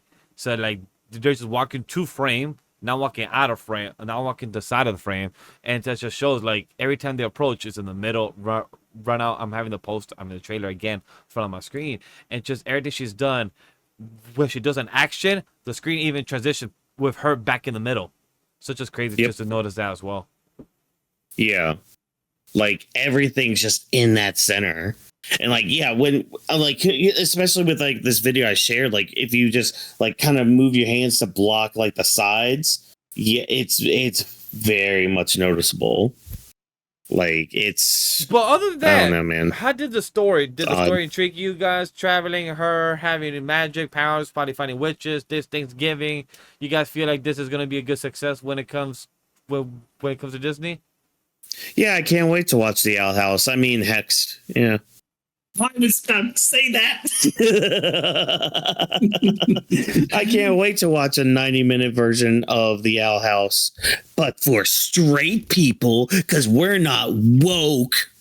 In terms of how I feel about that, I mean, I'm hoping that is good. I will probably go watch it because I do like hopefully it's a good original story. But I don't want another case of it's like, oh wow, something original, and then no one watches it, and then it makes them think, all right, let's do another stupid sequel that no one wants.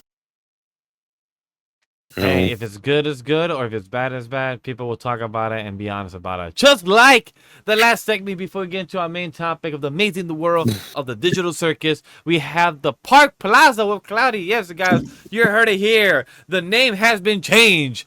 Trevor said, fuck Disney. I'll talk about one more park than any other, and it's more. So he came up with a new name, the Park Plaza with Cloudy, and he has one depressing news to talk about. So talk to us, Trevor, right before we get into good storytelling. Actually, it's two, because this is breaking news for me. There's a heat wave in Disney right now, and it's kind of unprecedented where it's like all their outdoor attractions are closed. All of them. Every single one. That just, dude. Oh, just cut to like 24 hours ago with us on call talking about all this bullshit. People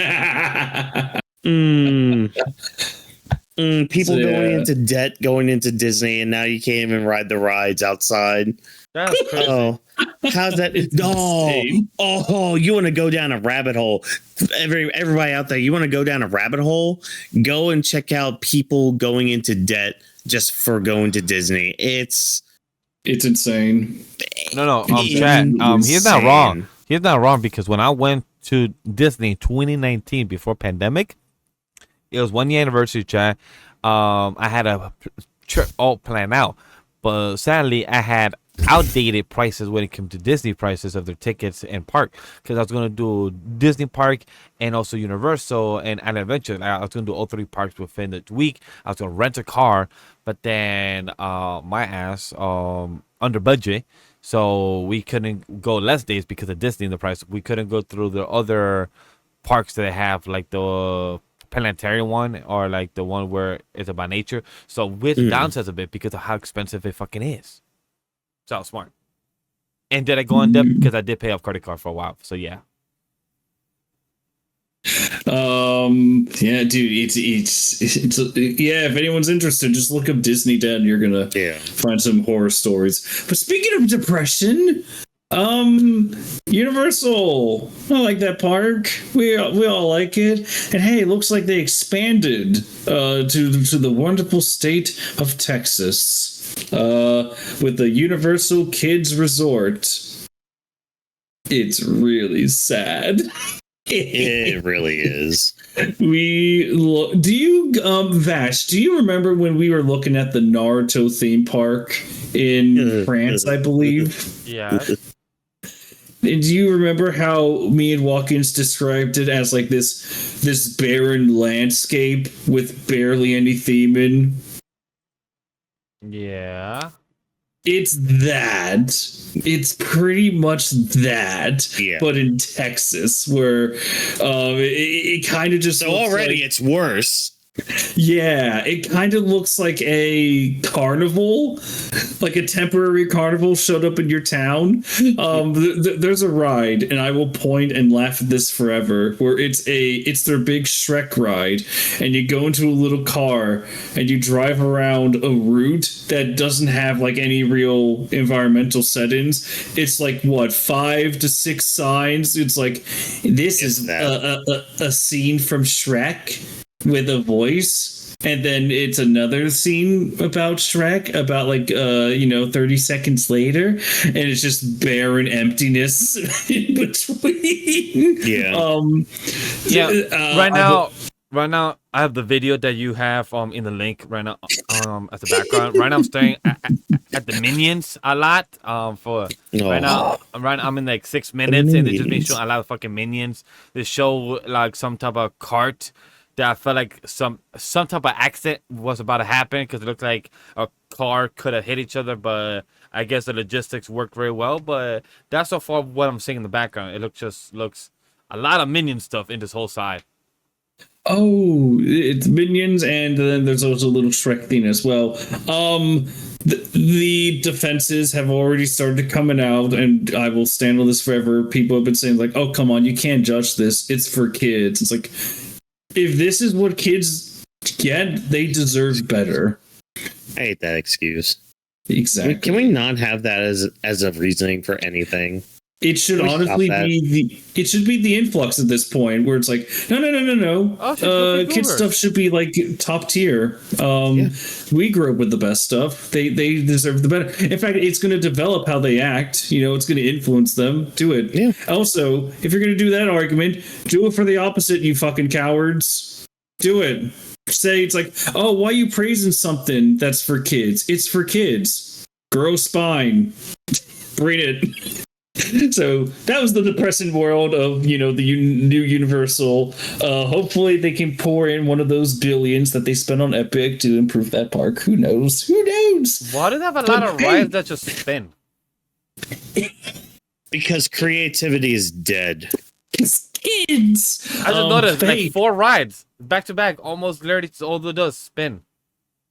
Don't worry, but hey, speaking about going on a wild spin and being depressed and talking about a park, you know what? I believe it's finally time to talk about a certain show where when it came out as a movie 2 weeks ago, made $37 million, then released itself for free. It's an achievement. I am, of course, talking about the Backrooms movie. All right, everyone, here we go. Yes, We're talking about the All right. Time for some real peak fiction. Look, let me tell you. All right, chat.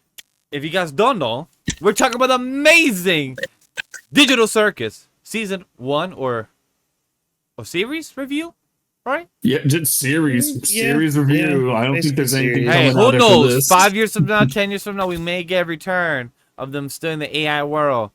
We don't know. I don't think so. Not with Gooseworx, the creators. I think she's done forever with this series. Yeah.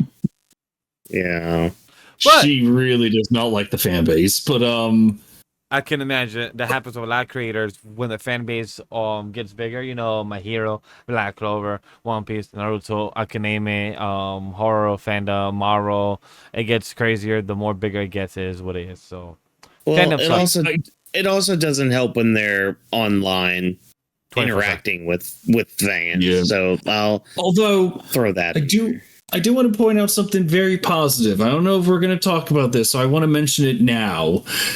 This came out as a movie a couple weeks ago. You think that would take away a lot from maybe when it goes on YouTube for free? No. It took away. As of this exact moment, on June 22nd, 10:03 p.m., this episode, the finale, is sitting at 53 million views. Yep. With 3.7 million likes and 90,000 dislikes. This thing exploded only 3 days ago. Yeah. My God. Yeah. Like... I want to ask you guys, how was it as an event of this series of 3 years ago, being 9 episodes? Because as someone like me who heard about the series but wasn't too much in the known, I heard about it more recently last year. I was trying to get into it, but life happens. And then I just watched it within a week of experience of binging, but then being aware about it. But you guys have been in the start or roughly after the first 3 episodes journey. How do you feel from start to 8 to 9? Like just seeing how even us rewatching it on stream as well, you and Whawkins, you even said how much the animation has changed, how much you see the things foreshadow the story. So like, how did you feel, Whawkins, first? Like you said, like with each episode, you can tell the quality hiked up, just in animation alone. What was that? I think I caught up right when episode 4 was dropping. It was either 4 or 5. I want to say 4 because that was the fast food episode, right? Yeah. Yeah. I caught up to that one because that one was too real. that one felt too real to me. I'm just like, oh my God, I felt every single emotion that everyone's going through working at this damn fast food place. So yeah, I've been with the series since then. So yeah, to see it explode. I mean, Trevor, you were there when we were at MomoCon. They were only 2 episodes deep at that point. That was like 2024. 3. Oh, okay. Yeah. 2023 was Awesome Con. 2024 was MomoCon. That's right. But they only had like about 2 episodes in, and their 20 by 20 booth had sold out of all of their merch by like what, day 2? Like their day 2, I think they were making announcements like, there's no more merch here. Sorry, everybody. Don't hang out around the booth too long. They don't have anything for you to buy. So yeah, this thing exploded. And to see the reception just from after the movie, I mean, again, I went up to see it with Trevor a couple weeks ago. And yeah, we both walked out like, yeah, that was good. That was an experience. Like we witnessed something. We witnessed a YouTube series in cinema, and it was like, well received, and people liked it. Yeah, like now there are those people that didn't, and to them I say, there's my booty. Pucker up. I love it like that we could say that though. That a series that started well and ended well, like having a good reception overall. Like from start to finish to end, not many series has that could actually end off well. Like for example, 6 months ago, you and me were even talking to Neko and to our friend Drop This Box about Stranger Things, where some things, it didn't end off well because of disconnecting story. But here, with an indie project of a matter of 3 years of 9 episodes that you guys got me into, and just seeing the greatness of a story just being told of what you just mentioned, Whawkins, indie project from YouTube to the big screen on free on YouTube now, finale, and could be watched internationally on Netflix as well. And I think the biggest thing to take away from all of this is the fact that like no big studio was really a part of this. Like, yeah, they have the Netflix deal and all that, but really that didn't add much to it. Hell, Netflix was even trying to add episodes after they were already on YouTube. Yeah. So it's just like, okay, yeah, it's on Netflix. You can watch it on there, but like a lot of their ad revenue was from YouTube. But not only just ad revenue, it was also funded by the fans because a lot of the money that Glitch makes is through merch. Yeah. And it's a lot of just us as fans buying the merch, saying, hey, we want more of this. We want to consume product. Here's our money for what you're giving. Like, again, it's what. That's why I bought like Gameoverse merch and all that, because I want to have a series succeed. I want them to do well. I want them to be able to like make a show a reality. Oh, there goes gravity. But yeah, unfortunately, Trevor just abstracted because I brought up merch and all that. He doesn't like anything beyond the Amazing Digital Circus and all that. So I guess he just wanted to fuck off for a bit. Whatever. That's besides the point. He just decided to abstract and all that. But I think my main thing here is just like, and it's kind of the point that 2026 is kind of showing us, is the fact that we don't need these big studios anymore. We really don't. Like they keep wasting all this money, and keep that in mind as well, because we'll probably bring up that little conversation next week when it comes to Supergirl and whatever happens with that debut weekend. Just keep that in mind with like studios and their budgets and how well their big blockbuster superhero movies really do.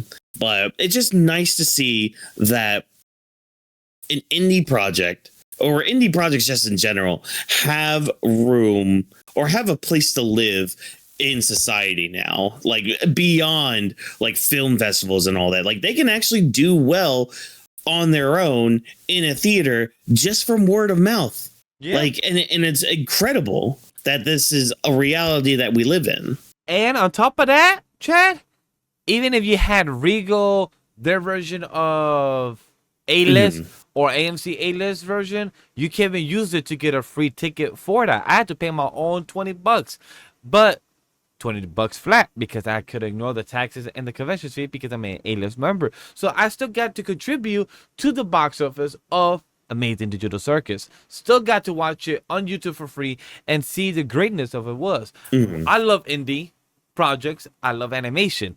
I love projects like from Powerhouse Studio that have done projects for Netflix, that have done Blood of Zeus, that have done Castlevania. Such a good project from them that they're great. But like Whawkins said, we don't need this big studio. Because imagine, look, this big studio, in case you haven't heard of it, called DC Animation, called DC Comics. Look MCU. Look at the lineup that they have, and look at how much they have done. Not much, because they need to deal with deadlines, deal with projects of board members, approval, logistics, and all this. But nah, us fans, we would love a Green Lantern project. We've been asking for a project from the DC animated Teen Titans to come back. We've been asking for more of the Green Lanterns, of Jessica Cruz and everything. We finally getting that. We have asked for stuff for Nightwing, for the Robins. So much of 80 to 100 years to 50 years lore, but they can't do shit. However, like Whawkins said, we have Glitch, a studio that has been doing so well, and other projects lined up, doing so good in the box office, in the movies.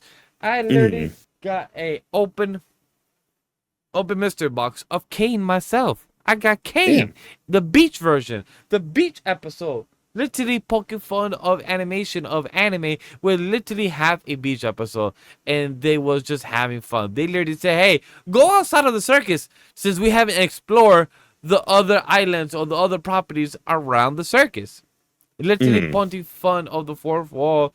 We literally have live action mixing with animation like they did at the end of episode 9. We find out the true faces of this character, of Pomni, of Jax, of Ragatha, of not Kane, I was about to say not Kane, of Zubo, all these people.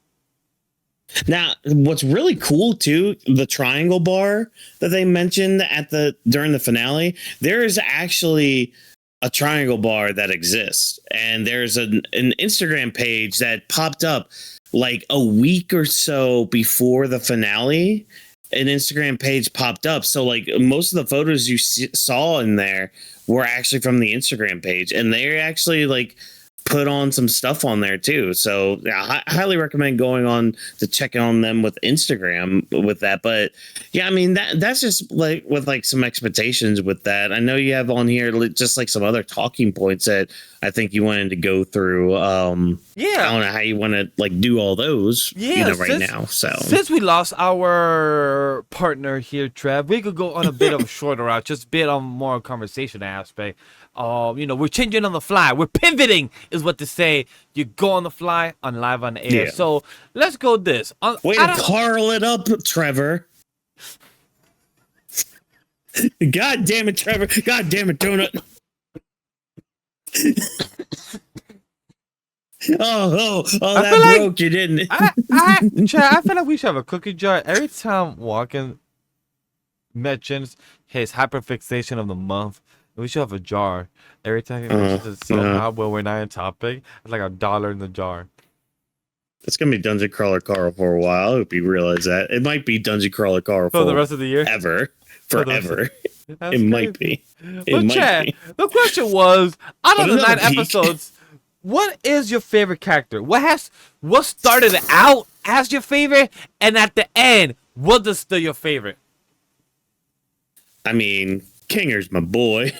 Look at him. He's the most sane person in the circus, as he just freaks out at episode 1. But no, Kinger is great because I really like the fact that he was somebody that knew what the circus was. He had worked on the circus and worked on Kane and creating Kane and the other AI that we're going to be working on these brain scans and all that, which, you know, we learn at, I'm glad we didn't linger, by the way, too long on what everybody is in the circus. You know, those spoiler alert, by the way, if you haven't watched the finale, if you haven't watched it, what the hell are you doing here when we're talking about the series as a whole? But, you know, we find out that they are brain scans. They're not real people. They're just scans of these random people in this AI program. So that's kind of mind bending in its own right.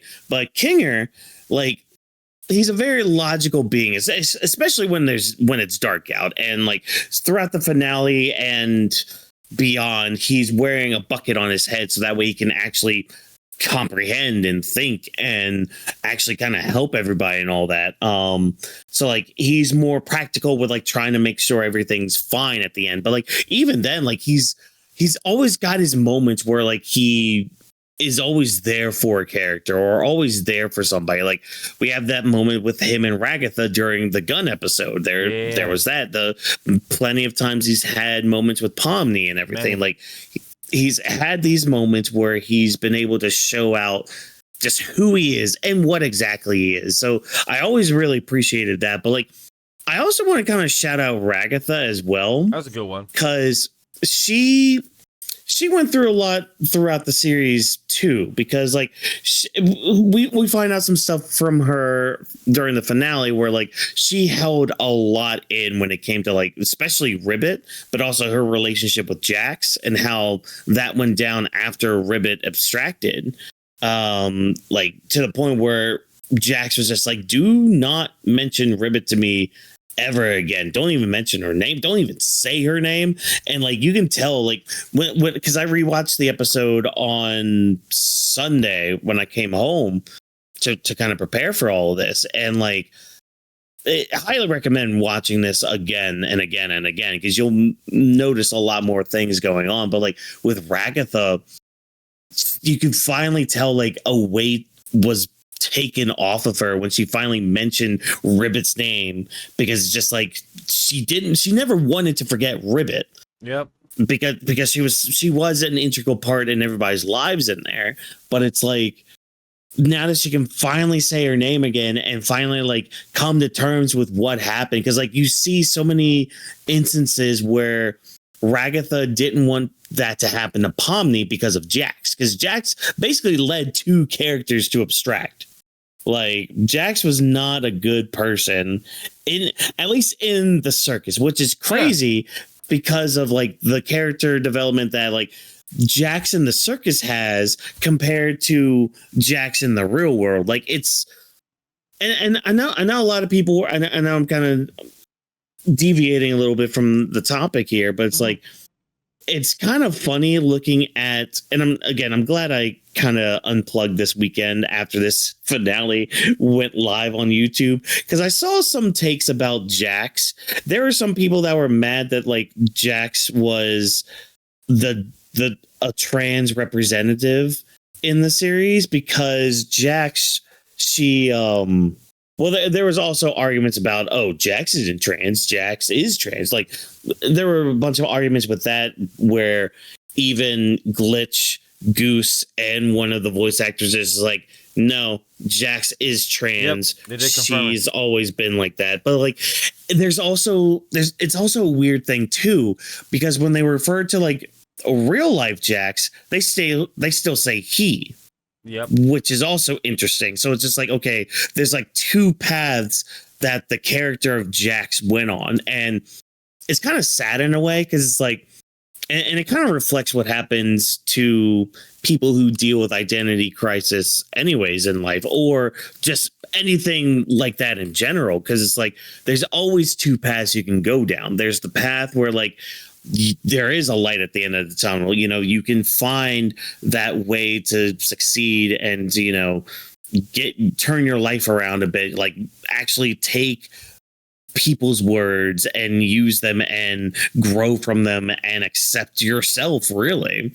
Or you can go, and we see that through real life Jax, where he got a job, he's got a bunch of friends, he's able to pay rent, he's able to live in a house. We don't know what happened with like him and his mom after that. That's still left ambiguous, but that's fine. We can kind of come up with our own thoughts and theories with that. But like, we see the positive end of what happens when you accept people and their help and all that. But I like how we see the darkness of it. And that's something that like you need to see in order to truly understand why it's so important to allow people to help you in your life. Because that's the thing. And I'm sure you've had moments too in your life where you're just like, I'm not going to listen to this person. I'm not going to take their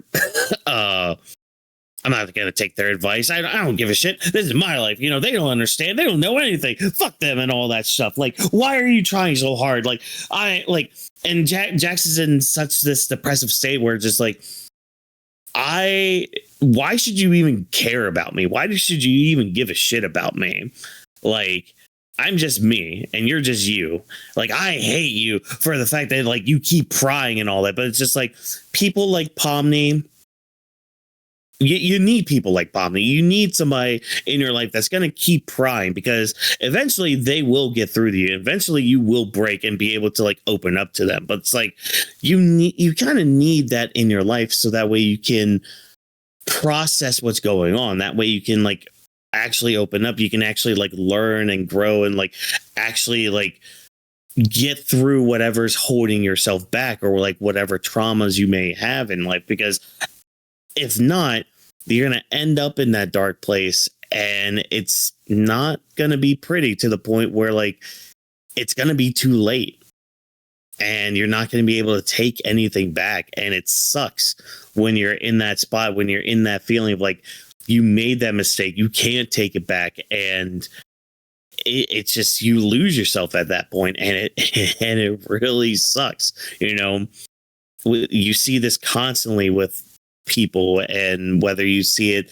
whether it's in yourself or the people around you, it happens. It happens, and it's important to see it happen. Not forcing you to watch somebody try to unalive themselves. Like, I'm not saying that. I'm not saying, hey, force your friend to go into a depressive state just so you can see that and feel that. But it's like, it's a very important to acknowledge that, because you can't have that goodness without understanding what that darkness can lead to. And it's some pretty dark stuff. Like it's stuff that's like very, very much like it can really kind of give you a kick in the ass in your life. Like I was talking to a friend of mine about this show, and it's just like, it kind of gave us both a little bit of a kick to kind of make some changes in ourselves. Like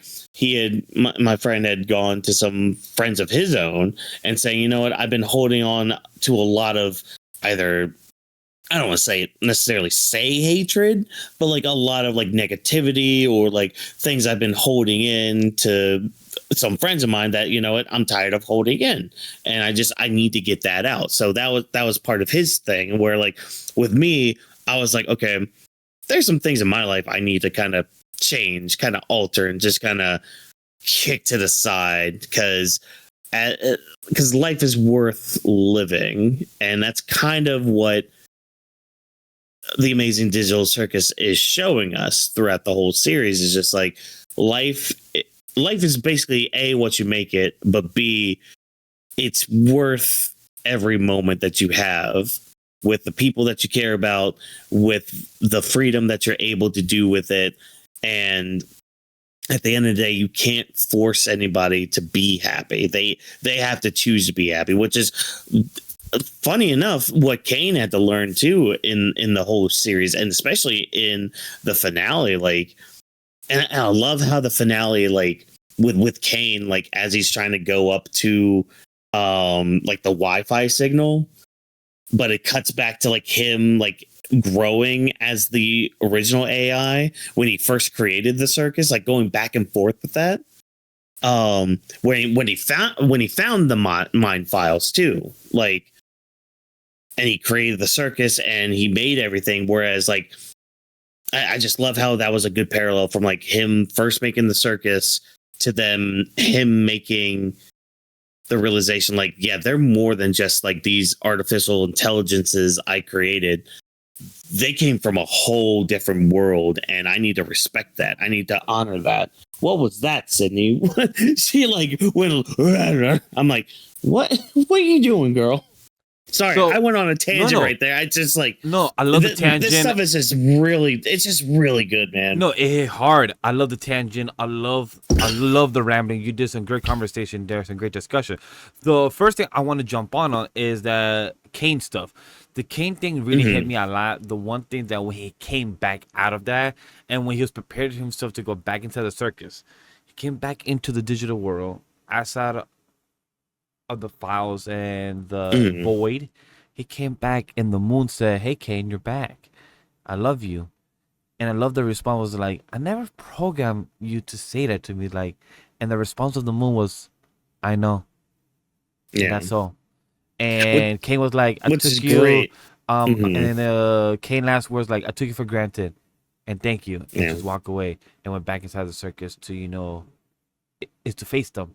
And just to see that, like, that was beautiful. Like, having the moon. I don't know why, but something about the line, like, just the interaction. Like, you didn't need me to program to tell you I love you. I chose to do that willingly as an interface. Yeah. And what's really cool, I think it was in episode 1, because the moon has said that to Kane before. Yep, it has. And it's... Oh no, maybe no. I think it was in the it was episode 5 when they were just like doing the stargazing part and all that. I don't know. It was in a previous episode. Yeah, it was a couple of times as well, because in the original first episode, the Kane was showing Pomni like the place in the area, and Pomni was saying hi to the moon and the sun, and that's when the moon first interacted with Kane, because it's been a while and everything. So it just showed like Kane. I was finding out, and like at first, like when me and Whawkins did the reaction of me to rewatch from episodes 1 through 4 and then watch 5 through 8, I thought, because Whawkins asked me, "Hey Vash, what's your theory up to come up for the finale?" And I told him I did, like, hey, maybe some of them in a lab, their their body or their head being scanned, but for it to be a digital copy of who they were from a brain scan previously, and then just them being in the digital world and then expanding, just going from their brain scan to now developing themselves into their own identity in this digital world. Like, that just made me love the concept, but also just see like Kane was just being AI with power, but without knowing its limitations, but without knowing that this is a pond within a fucking ocean of water. And that's what made me just fall in love with, just seeing that we're just small, but there's bigger, and there's bigger, but there's bigger after that. And like all just seeing that, all the symbolism, everything, even on top of what we spoke about previously when it comes to Jax. But before I get back to Jax, you have anything to say what I said about Kane as well? I just think Kane is a very intriguing character. Because that's the thing, he is artificial intelligence, he is AI, so he doesn't know what it means to be human. He just knows that, oh, this is what they like, this is what they don't like, and in a way it's kind of very similar to like having Discord friends, like only Discord friends, where it's just like, oh, I only talk to them through Discord, I only talk to them about like the things we like and the things that we don't like and all that stuff. But like, it's different when you get outside of Discord in real life. And, as the saying goes, touch grass and all that. But it's like, it's so much different when like you go to a convention and you're hanging out with people and you're walking the streets of New York to like freaking karaoke bars at like midnight. Like it's a whole different experience. A big shout out doing shit like that. Then to the One Piece heads that we hung out with last year, Kim Lightning, JD Legend, and all the peeps that we hung out with, experience like Whawkins said, meeting him not just once but second time, hanging out with him, taking him around New York, doing libations with him and everything, do all those things was a fun time. So just to experience that outside and have that outside of the Discord of the podcast, but in person real life, it just changes the whole experience. It's like everyone was pointing the screen in my theater when we saw the bus stop, everyone there at the post credit, everyone unknowingly taking the same bus at the same station. It's just like, oh my god, that's each of them representing. So it's like so cool to see that it just brought everything full circle in that moment. So like seeing that and knowing how everything has come, I want to go back to Jax as well, because Kane, like I mentioned in the stream and mentioning it now, Kane and Jax are two of my top 3 favorite characters. The third one is Pomni. Those 3 are my favorite characters of the Amazing Digital Circus of characters that we know. And when it comes to Jax, I do also want to say, because I'm not going to repeat anything that Whawkins said, because he said it beautifully about the discussion when he rambled on earlier. But all I'm going to add is that Jax, his character, when it comes to Amazing Digital Circus and us seeing how they have evolved, it sucks for the abstraction, but it reminded me a lot about the character from the movie Split, of the identity. Once we saw that Jax had not just one, not just 2, but 3 or 4 doors being explored and being open, that's when I came to realization of like, okay, well, when we found out later within the weekend that Jax is trans, I'm like, all right, cool. Coming back to the character, Google, trust me, a lot of the Earth don't understand either, but don't ask that question. On top of that, just seeing that Jax having 5 doors or 4 doors of trying to get into the reality, into the mental, gives a lot of explanations that they have me in identity crisis. Hey, we as humans go through that shit. We're either trying to figure that shit out, or we did. And Jax was going through the progress, and that's why the line that hit me during that scene is when Pomni asked, "Why didn't you come to me sooner?" And Jax is like, "This is my punishment. This is my punishment for for my mistakes." And that's something that abstraction, that they did everything they can to still have Jax still with us in some capacity under that tent. And for Pomni, throughout the end, learning how to play piano, taking the same seat and stands as Jax. Like, Pomni had a lot of influence from Jax and felt responsible for what happened to Jax. And us learning in that one episode finale from the storyline of Ribbit, Jax was about to go down or get down on. Vice versa. Well, with Ribbit? What's really cool is, and I'm glad you brought up the door thing too, because like those were good looks into how Jax would how he would react to each character abstracting. Yeah. So like that first one and I feel bad because like I had listened to somebody's video earlier today about the finale, and so it kind of helped put like some of the words into my head for it. But it's like with that first door, that was like with Jax reacting to Ragatha abstracting. It's more of him just like fully casting everybody aside, just fully putting up the walls, being like, yeah, I'm not gonna let anybody else, because like Ragatha was the last person that he knew the longest, and I mean beyond that it would be like Zubul and Gangle, but it's like once Ragatha was gone, like because she knew everything about Ribbit. Yeah. So it's just like that, because he can't talk to Kinger about shit, and because that's the other thing to note too.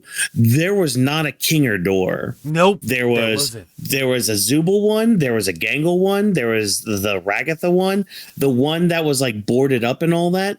A lot of people were theorizing that was the Pomni door, and he didn't want anybody to know what would have happened if Pomni were to abstract. But then, we get the Jax store, which had like the different versions of him. We had the one that like the shutout one, the one that shut everybody out, the one that like made everything a joke, that because everything's a joke even though it's not a joke. The one that like wanted to be sarcastic, but then like the true Jax, the one that's like the nice one, I'm glad somebody pointed this out too that I was talking to. That was basically evil Jax from. So remember, like with like the when they got to the baseball part of like the suggestion box adventures, yeah, and evil Jax was like super nice and be like, "Hi guys, I hope we have a great time," and all that stuff. That was the true Jax. And so that was the one that was at the piano that was like chained up and all that. Yeah. That gave Pomni that key and everything. So that was a cool reflection there. But like, yeah, there's so much you could dive into with like Jax's mentality and like how he felt about different people and how he viewed them and how he viewed himself too during situations. Because like we see it throughout the series too, like how he handles stress, and like we see some of his point of view too, like especially from the first episode when Kaufmo abstracted. Like we get that scene where like he runs by the mirror holding the bowling ball and he's trying to hold himself together. Like, yeah, Kaufmo was the other one that abstracted that he was close to, but then again he shut him out. The meme that came out of Kaufmo approaching him, the meme that has come out. I know we don't see eye to eye, but 6'7". Hey, I got some shit to tell you. I know where the crocodiles live. I'm like, yo, these memes are coming out of nowhere. I love how it just happened. It's like, yo, I know that we don't talk much, but I gotta tell you the secret. No, my the butt One Piece. stinks. Oh my god. I'm like, what? I know what the One Piece is. Hey, but it works, and it's just a comedy. Like I know they didn't expect to come out of these memes and everything, and it's just how I love how the fandom is organic. As much as it has its complaints and everything, the fandom is quick when it comes to those things, to the comedy and everything. So I love that. I didn't expect much of this character, but for him to add that little bit of joke before he left, it was fun. I loved it. Yeah.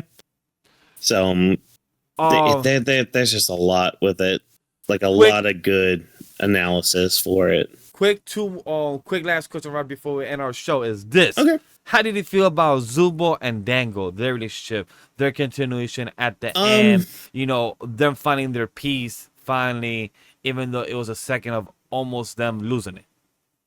So I'll say this much. I wish we did get more of them getting closer.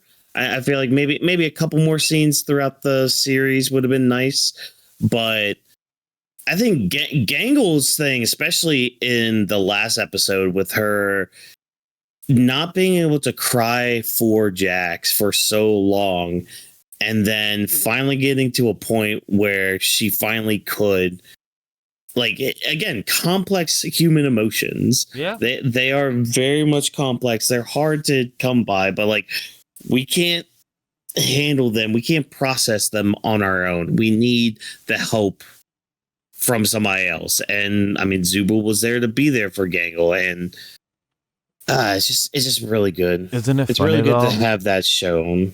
Gangle being an artist, showing Kane art, showing the AI had to copy art. Man, The erotic part when I saw that. At least she was teaching him D&D. Also, I'll shout that out. At least she was trying to show him how to be creative. Like, you know what? You go, you do you. Show him how to really make a story and all that. I love it. I didn't expect that. I'm like, wait, like I saw that, I questioned it, and then I come out the theater. I saw my timeline a week later, and then I'm like, you know what? I questioned that when I saw it in theater, but then to actually put two together, you know what? Makes sense. I love it. Yeah. I love how Zubo is a artist when it comes to music. They have a music store, I believe they had it, right? No, they have a bar. Bar, that's what it was, a bar. Yeah. So they about the vibes. I love it. It shows it, so like they give that vibe, like the adult vibe. So hey, it flows. What's your favorite side character? You got one? Oh, like NPCs or whatever? Yeah, or NPCs. I mean, And that kind of Kane. disappearing guy. He's great. Oh, Oh my god, that one got me. That one got me. If it's not the disappearing guy, the alligator. The alligator. Oh, Gummy Goo? Gummy Goo. Yeah, bro. Gummy Goo's good. Gummy Goo. Oh, sorry, I had to adjust myself. All good. Also, I'm sorry, chat. I got burnt this weekend, so I've reached the itchy Makes stage sense now. because in my So head I'm just like, eh. is he rubbing? Is he rubbing his neck? No, I'm just itchy right now. Itchy, It Vicky. doesn't help I'm wearing my Seth Rollins shirt that has the graphic on there. So it's like, oh, hey, we're going to choose now to be very itchy for you. So I'm like, huh, great. Thanks. Fun. Thank you. But no, this is going to be a show I remember for a long time. I don't know if it might go into that tier where it's just like, I don't know if I can rewatch this because of the nature of it and some of the themes and all that. But like, I kind of just want to hold what I felt in the moment of watching it when I did and just kind of hold on to that forever, I don't know if I would rewatch it. Yeah. I do agree with that, and I also am happy how I consume it as an audience member because I consume it with my friends, and I consume it with my community, with the people that I have watched and spoken to. I went to a pop-up event here in New York. I also experienced that with my wife. She is going to be watching the show this week as well.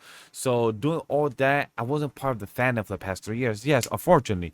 However, knowing how any fandom is, glad I wasn't too much into it, knowing that how this past weekend was, knowing the fandom that I saw when it comes to almost Route 34 many times for Jax. I would just say that, chat. Not just once, but almost saw it many times.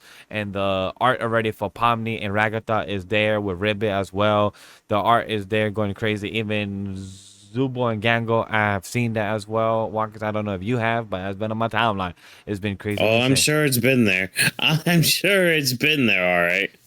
But other than that, my last question was, do you have a rating for the overall series? 5 out of 5. All right. I can't do anything less. I was going to do 10 out of 10. Honestly, I have Yeah. no complaint of a bad thing for the series.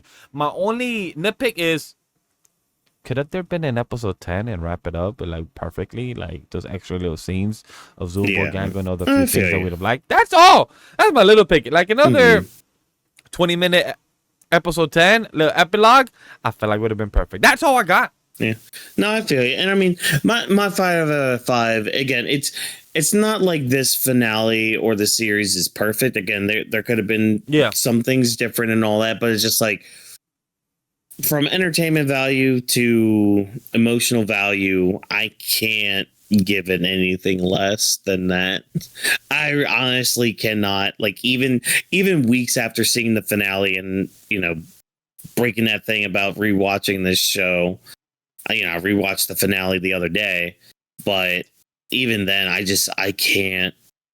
It just hurts. It hits deep, and I can't give it anything less than a 5 out of 5. I just can't. I'm not trying to rewatch it too much on my end, chat. Sorry. It's because wifey also is about to rewatch watch it her first time, and I'm gonna watch it with her. So that's why I'm not trying to watch it too many as well, so I could just experience it another time fully, and then wrap up the show, and I could see it again in the next couple of 10 years with my kids. So that's the goal that I'm trying to go for.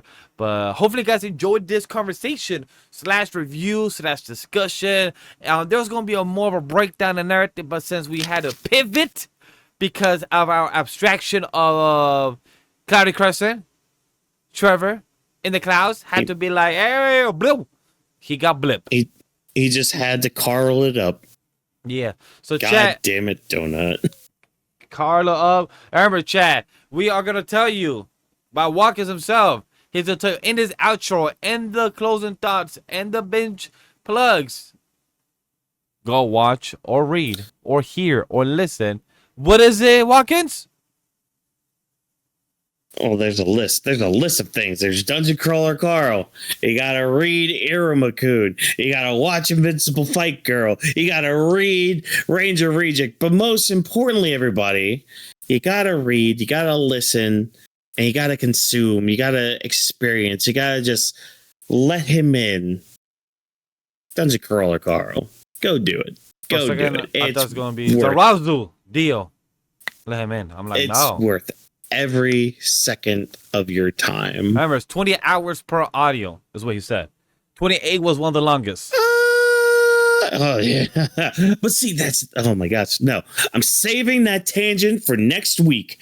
Expect about a half an hour tangent from me going off on the greatness that Or chat, is this book series. or chat. Here's the next 6 week schedule, because you might That too. be able to hear that on the episode 234, because there's gonna be a full Otaku Parlor section. Because for the next 6 weeks, we right now have episode 231, the super good review, episode 232, X-Men 97. Yes, you guys heard it here. It's gonna be a 2 back-to-back episode of 232, 233, X-Men 97 conversation, and then 234 will be the full episode of maybe Vash and Trevor did a Dungeon Crawler. Maybe they did. Or maybe Whawkins will give you a full review. It'd be one or the other. But episode 235 will be the best Spider-Man film and actor. Who play it best? Toby, Tom, or Andrew? Which one is? Fight your choice. Let us know. Or for episode 236 that's coming out on August 4th will be the Spider-Man Brand New Day review the movie. So go check that out if you guys are excited for the next 6 weeks of content. We're going to have a packed summer. And then after August, I don't know what we got. Maybe one of them will be Anime NYC review discussion. Who knows? We might have a few guests lined up. Who knows? If you guys want something with Roger Base coming September and after, let us know. We're still trying to figure out. This man is busy. But hey, we'll talk about it, because this is the end of the Weebs Lounge podcast, episode 230. Big shout out to myself and Whawkins, because we've been doing almost 100 episodes together of Weebs Lounge podcast. In case you haven't realized, Whawkins, we have done 100 episodes. Whoa! Huzzah! We have not shot look at ourselves us yet. Go. Yeah. Look at us go. Look at But us with that, go. chat being, hopefully I've enjoyed this. Hopefully you guys enjoyed the Weebs Lounge podcast with myself, Whawkins, and many of our members and guests and many of our co-hosts. So thank you guys for being here, because this is the Weebs Lounge podcast. Thank you for the time to listen in. Like, comment, subscribe, and press that bell notification. You guys want to be notified every time we have a new episode presented by Anime Weebs Studio. And on behalf of everyone at Anime Weebs Studio team, we thank you for joining us on the Weebs Lounge podcast. We see you later. Take care. And this episode was not recorded by a live studio audience. And don't get abstracted. Go figure out your life. Who's your daddy? Who's your mommy? And your papicito. Glurp, glurp, motherfuckers. Yes. Oh, what Trevor does.